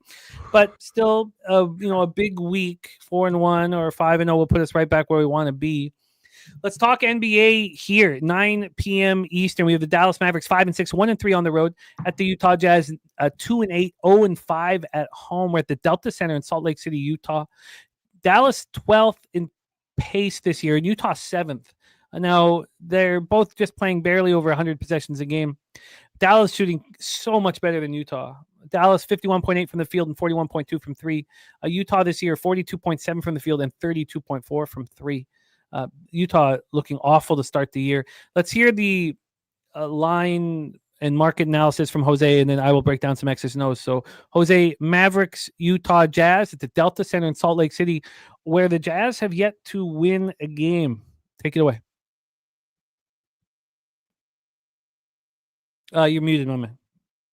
Fucking damn it. I've been doing this all day since yesterday. What a joke. 55% of the bets and 57% of the money on Dallas here. Thought it would be more a little bit. We had an opener of 8, and I'm seeing 9.5s now here, and it didn't even stay at that 8 very long here.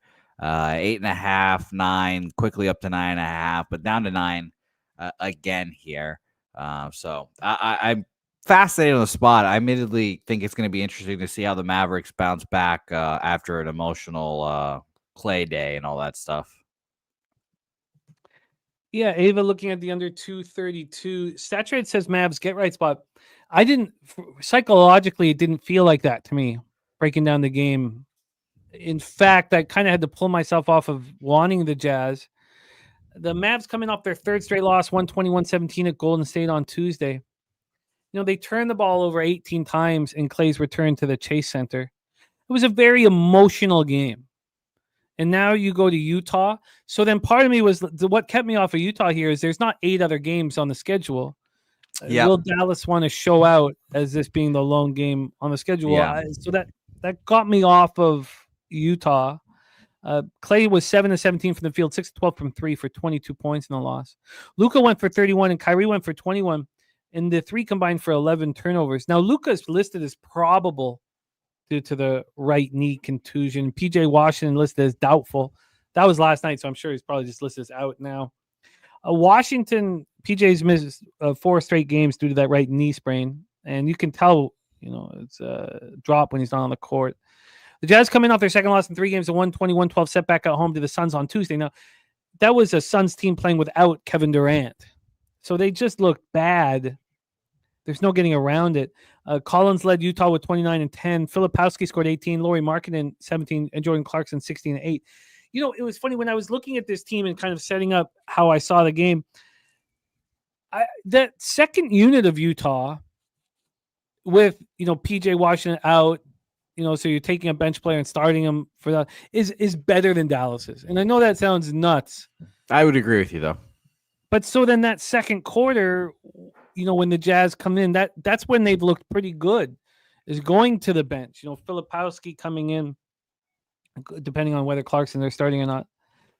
Sir Mackey says they need to make a statement in this game after losing to old guys in Golden State. See, I don't know if I'm not quite there with these old guys. I don't. That wasn't a bad loss to the Warriors, and Warriors have lost like 1 game this year. But are you going to get up against the Jazz? I mean, it's not an easy thing to do, and you're playing elevation. The Jazz shot 48.9% from the field and 39.5% from 3, but they couldn't get stops. And I know you guys are talking about whether this total seems too high and Ava on the under 232, but at this point, if the Jazz can't stop a basketball team that in the Suns that doesn't have KD on it. Now I know with Booker and Beal 1-2 that they can be tricky, but why would they be able to stop a possibly angry Mavericks team? Bo Jackson saying Jason Kidd 0-2 on Thursdays with the Mavericks against Northwest Division on the road in his coaching career. Well, Jimmy, I'll quickly mention on the total, 68% of the bets, 65% of the money on the over here. And I have opener of 234.5. We're down to 232. And at other places, it's it's funny. You could line shop. Other places are showing just 230 in this game. That's crazy. I don't know. I'm obviously not a big NBA guy, but 2-point differences in the totals like that from book to book is nuts. No, the juice. That's just 3.5 points in the first quarter for Ricky Bobby. Just 3.5 points. Not anything else. But I think this is Utah or pass, and I'm passing because I agree with you. That was my first thoughts as well. It's like, all right, well, letdown game for sure here in Utah. There is not one leader on this Mavericks team that I trust here. I don't think Kyrie is a good leader. He doesn't bring it every night. Luka's still kind of a whiny baby, and Klay Thompson just got there. So it's not really like I don't trust anyone to really set the tone. So I expect Utah to come out play well. I would take the +9, but the thing that kept me off of it, and you said it, lone game. Only one team playing tonight. They know it. I'm sure, they've got the Hoes watching, and the Hoes are going to be watching to see their players play well. So I just, that's why I ended up staying off, is if I wanted everything to line up with the Utah Jazz here, and if I want to bet them, that's just, the one thing that keeps me off. I wish it was a 10-game slate, and this was just one of the random 10 games. Yeah, or I would be on Utah if the Mavs had beaten the Warriors in San Francisco. Yep. The Jazz are 0-5 at the Delta Center. So this is the worst start on their own court since the franchise moved to Utah in 79. And it matches what that first team did in New Orleans in 74. They started 0-5 at home. So Kessler is out with the hip injury. So he's going to miss his second straight game. And, that's great that John Collins will get time, but that also means that Drew Eubanks picks up a ton of minutes at center. And he's just in over his head. So Collins is going to start in Kessler's spot. And, I agree with you. This is Jazz or nothing, but I need everything to correlate for a dog like this. And enough is, but the fact that the Mavericks have lost 3 straight doesn't work for me. And I thought by now I would have talked myself into the Jazz, and I haven't. So I'm not. I'm off this spot, and that's fine. We have a huge Friday NBA card tomorrow that I can't wait. So there's our guy, MMA Locker Room in the house. Great to see you, Millsy. And he's going to say the show's still on. Sorry, I was trying to see where he was. This is not a long show, Millsy. Not a long show, my man. Not even close to being a long show today. My show yesterday was longer. I was with Peasy. Too. I was like, who's he calling hoes? Huh?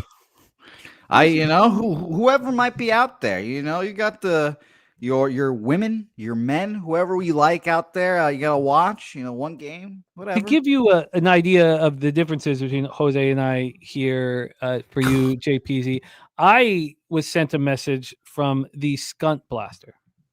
And the Skunt Blaster told me that he, was on the New Jersey Devils.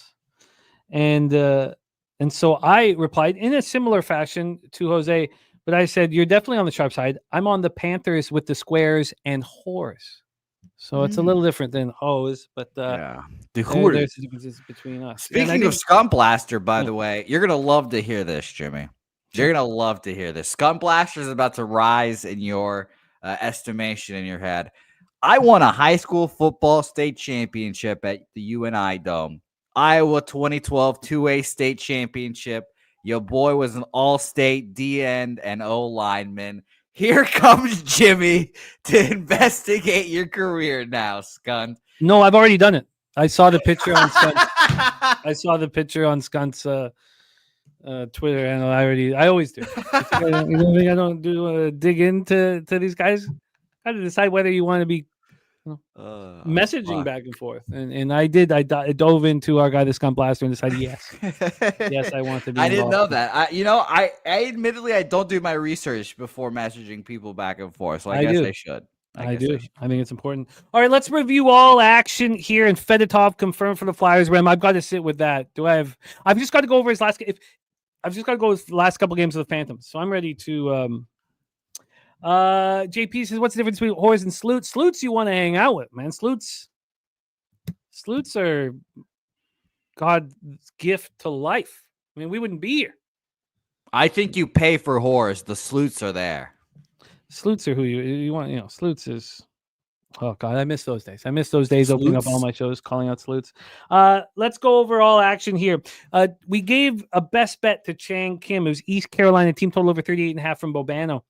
For me, I think it's that Eagles Canucks money line. I think it's the perfect thing for me because as much as I want to take the Canucks first period minus a half, and this might cost me money, the 20-minute bets, I have an advantage. I have a clear advantage, especially with the way Pedersen's playing right now. Why don't I? It's either SLUTES but we usually spell SLOO, and you can use as many O's as you want.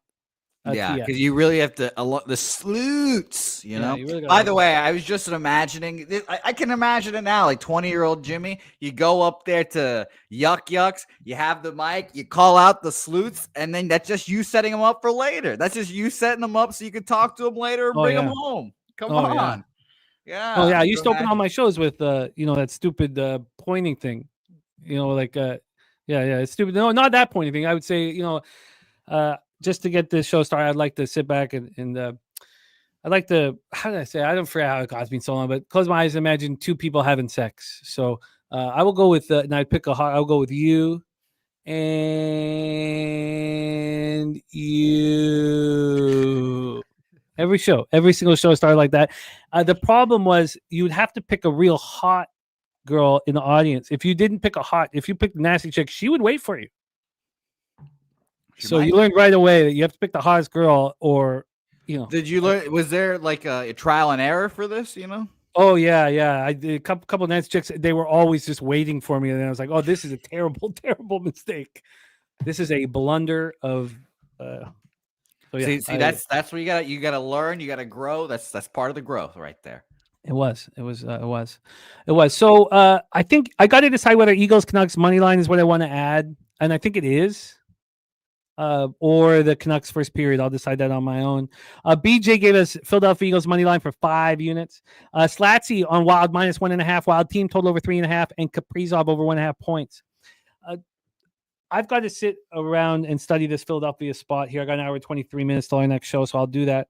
Bobano's on the Jets, the first period over 1.5, and the over 6 in Jets Tampa. I'm off of that spot. Then we have Bobano on the Panthers at -134. I took the Panthers money line here at here we go. Oh wow, that's so dope, man. Nice to see you, Jerry Davis. Oh no, I just got a message from Ron Crawford when he was playing for Greg Williams. Wow, look at that. God.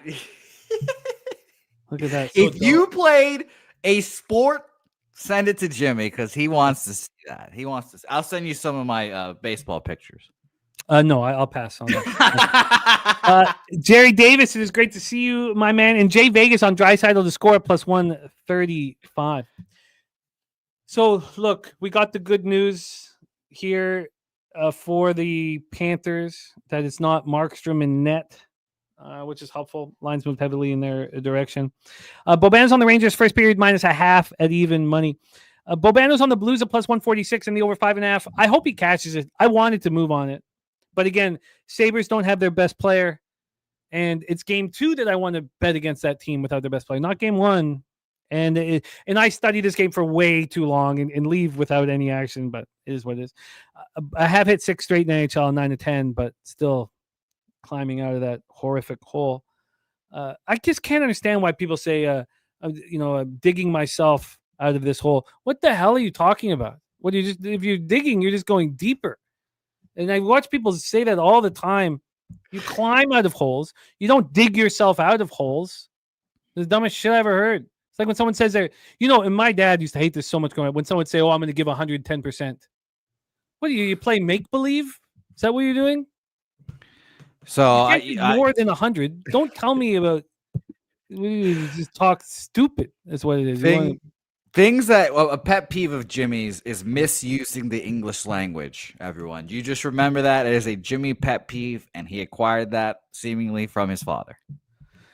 Also, now my dad used to despise food sounds. Like we weren't allowed to chew gum or anything like that. Yeah, and I've got it now. I hear foods. I hear people eating, and in the Asian culture, you slurp up, soup to sit, and it's horrific. Those sounds of slurping, like I just can't handle them. And so I remember we went into a restaurant when I was in Yucks too, and it was Ottawa, and I was doing stand up, and there was this Asian guy who was eating spaghetti, and he was slurping it up. And because I have the Asian wife, I was like, really? That's how you're going to eat that? Because if I didn't have the Asian wife, I couldn't say that. I'd have to shut up and deal with it. But I've got an Asian wife. So suck it. Watch it. But yeah, I yelled it in the middle of the restaurant. She was not pleased. but it worked. And he looked up, he couldn't believe it. And I was like, look. Oh, Ron Crawford wants to roll the new song. I haven't played this yet for anyone. Let's hear it. But this is a Swig's version of Ron Crawford's spreadsheet play today.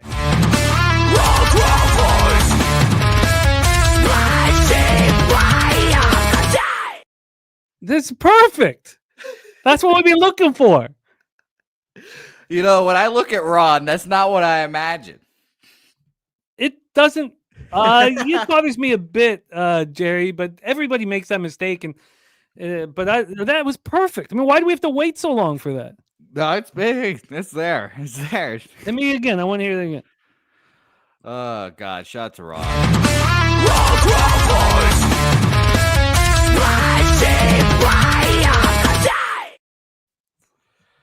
There you go. Finally. I mean, there we go. So we'll delete the old ones. There you go, Ron.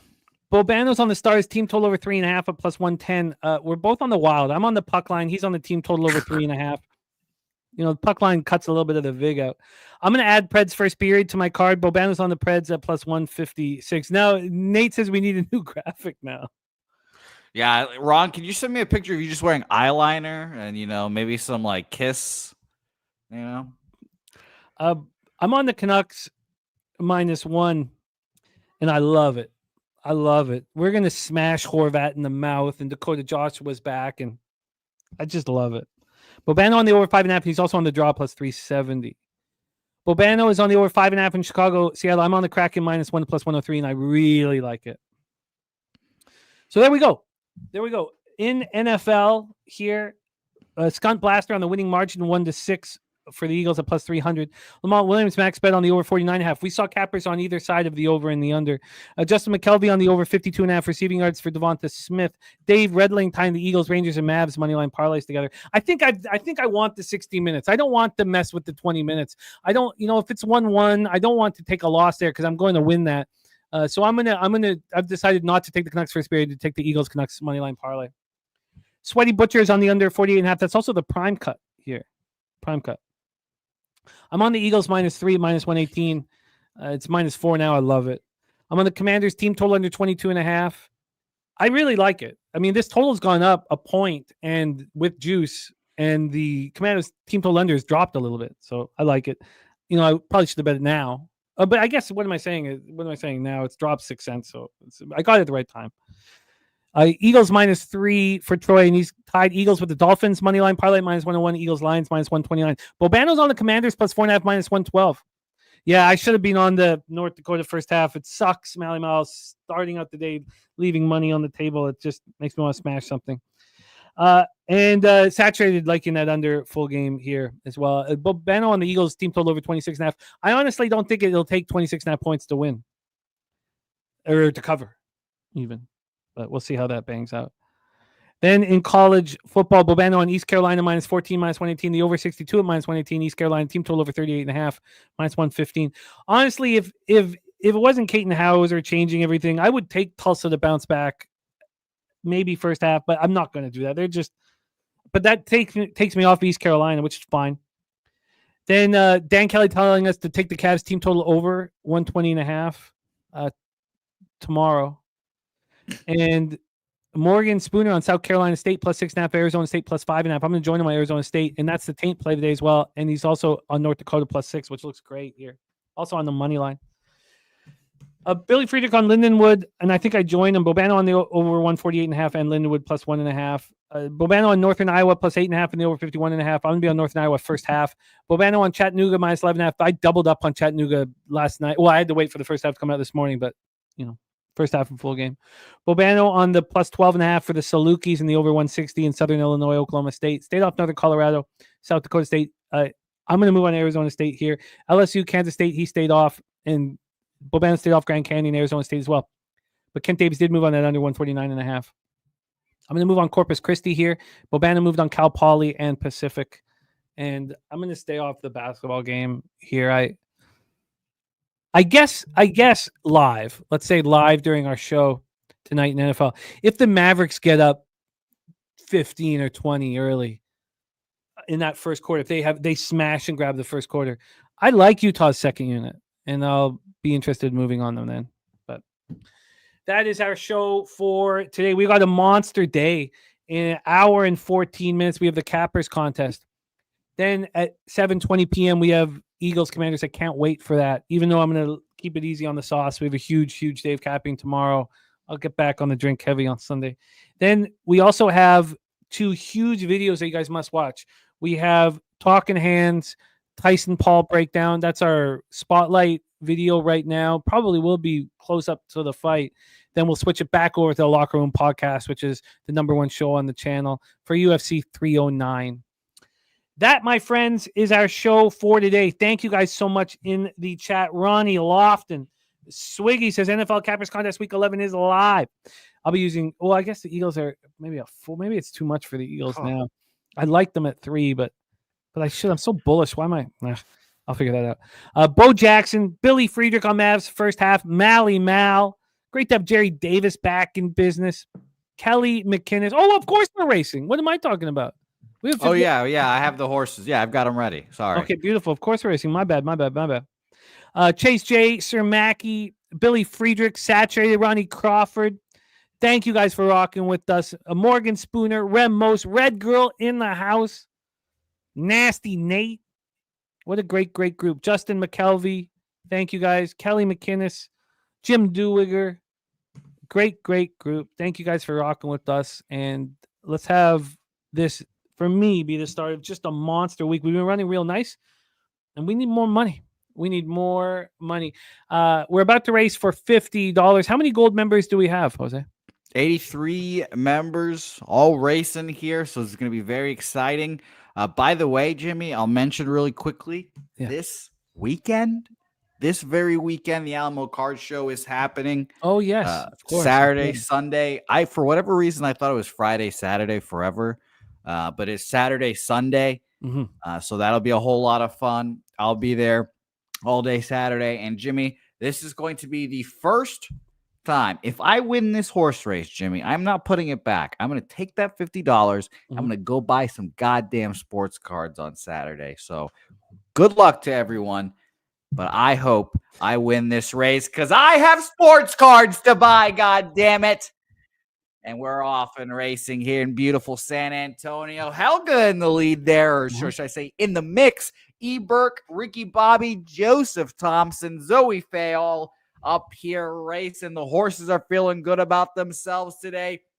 Joseph Thompson commanding lead right now with Ricky Bobby there. And here comes the slow climb from the whole pack, Jimmy. What is happening here today? Sean Pulliam moving into the front as well. So is Dabby Cab. Dabby Cab making a power move up there.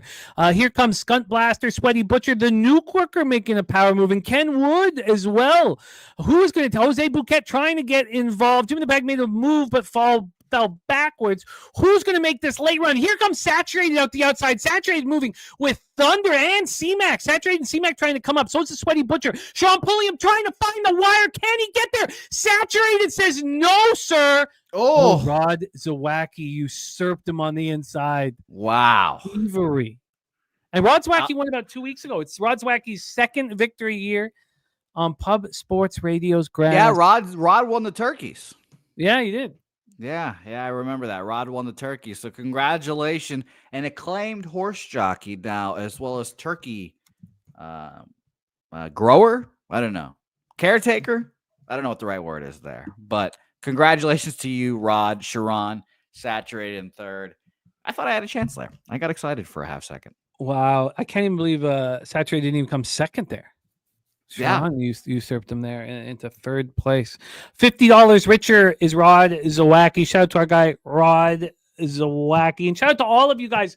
We will see you in an hour and 10 minutes right here for the NFL Cappers Contest Show, which all leads us in to this monstrous Thursday night football game. And I guess I won't have as much action as I had last week, because last week I was kind of a sweaty mess. Won't be the same. But if you had as much action this week, I wouldn't be able to tell, or I can't tell, because you're taking it a lot better this week. More chill. Well, I've been winning, and that Ole Miss bet. I mean, I'm sure that helped take a lot of pressure off your shoulders as well. The over in your win total. Yeah. it's a $500 bet. It's just been a good run, but look, I need more. We need more. It's not been a great year. And again, I go back to 2 years ago. I had this monster run in the fall, and this is my time. NHL, NBA, it's my favorite time of year. NFL rolling. I should be eating, and I plan on continue to do that. It's not been long enough. I need a monster couple weeks here, and I hope I continue to deliver, because I haven't been delivering enough. And starting out the year in NHL the way I did was, horrific. I mean, imagine, I don't know what I'd be doing if I didn't, 9 to 10 to get back to where I can have some confidence. And look, I need to keep winning badly. Jose, great job. Thank you for all the hard work you do behind the scenes and in front of the camera. Thank you guys all so much for watching. Saturated. That was a tough loss, man. I thought he had it. Saturated. I guess we'll have to run the inquiry, and I'll let you know tonight on the live stream how that went for you. Good thinking. We will see you guys, all you members, in an hour and 8 minutes. I can't wait to go through the NFL card once more. Jose, I'll see you shortly. Thank you guys so much for supporting us here on Pub Sports Radio. Now, let me say this. We are winning right now, and we must continue to win. We're seeing things clearly. We're not reaching. We're using our breakdowns with analysis, combining our X's and O's with the market analysis, and we're getting paid in full. This must continue. So let's take this motherfucking home, man. Leche! Hey, those bookmakers, get the money.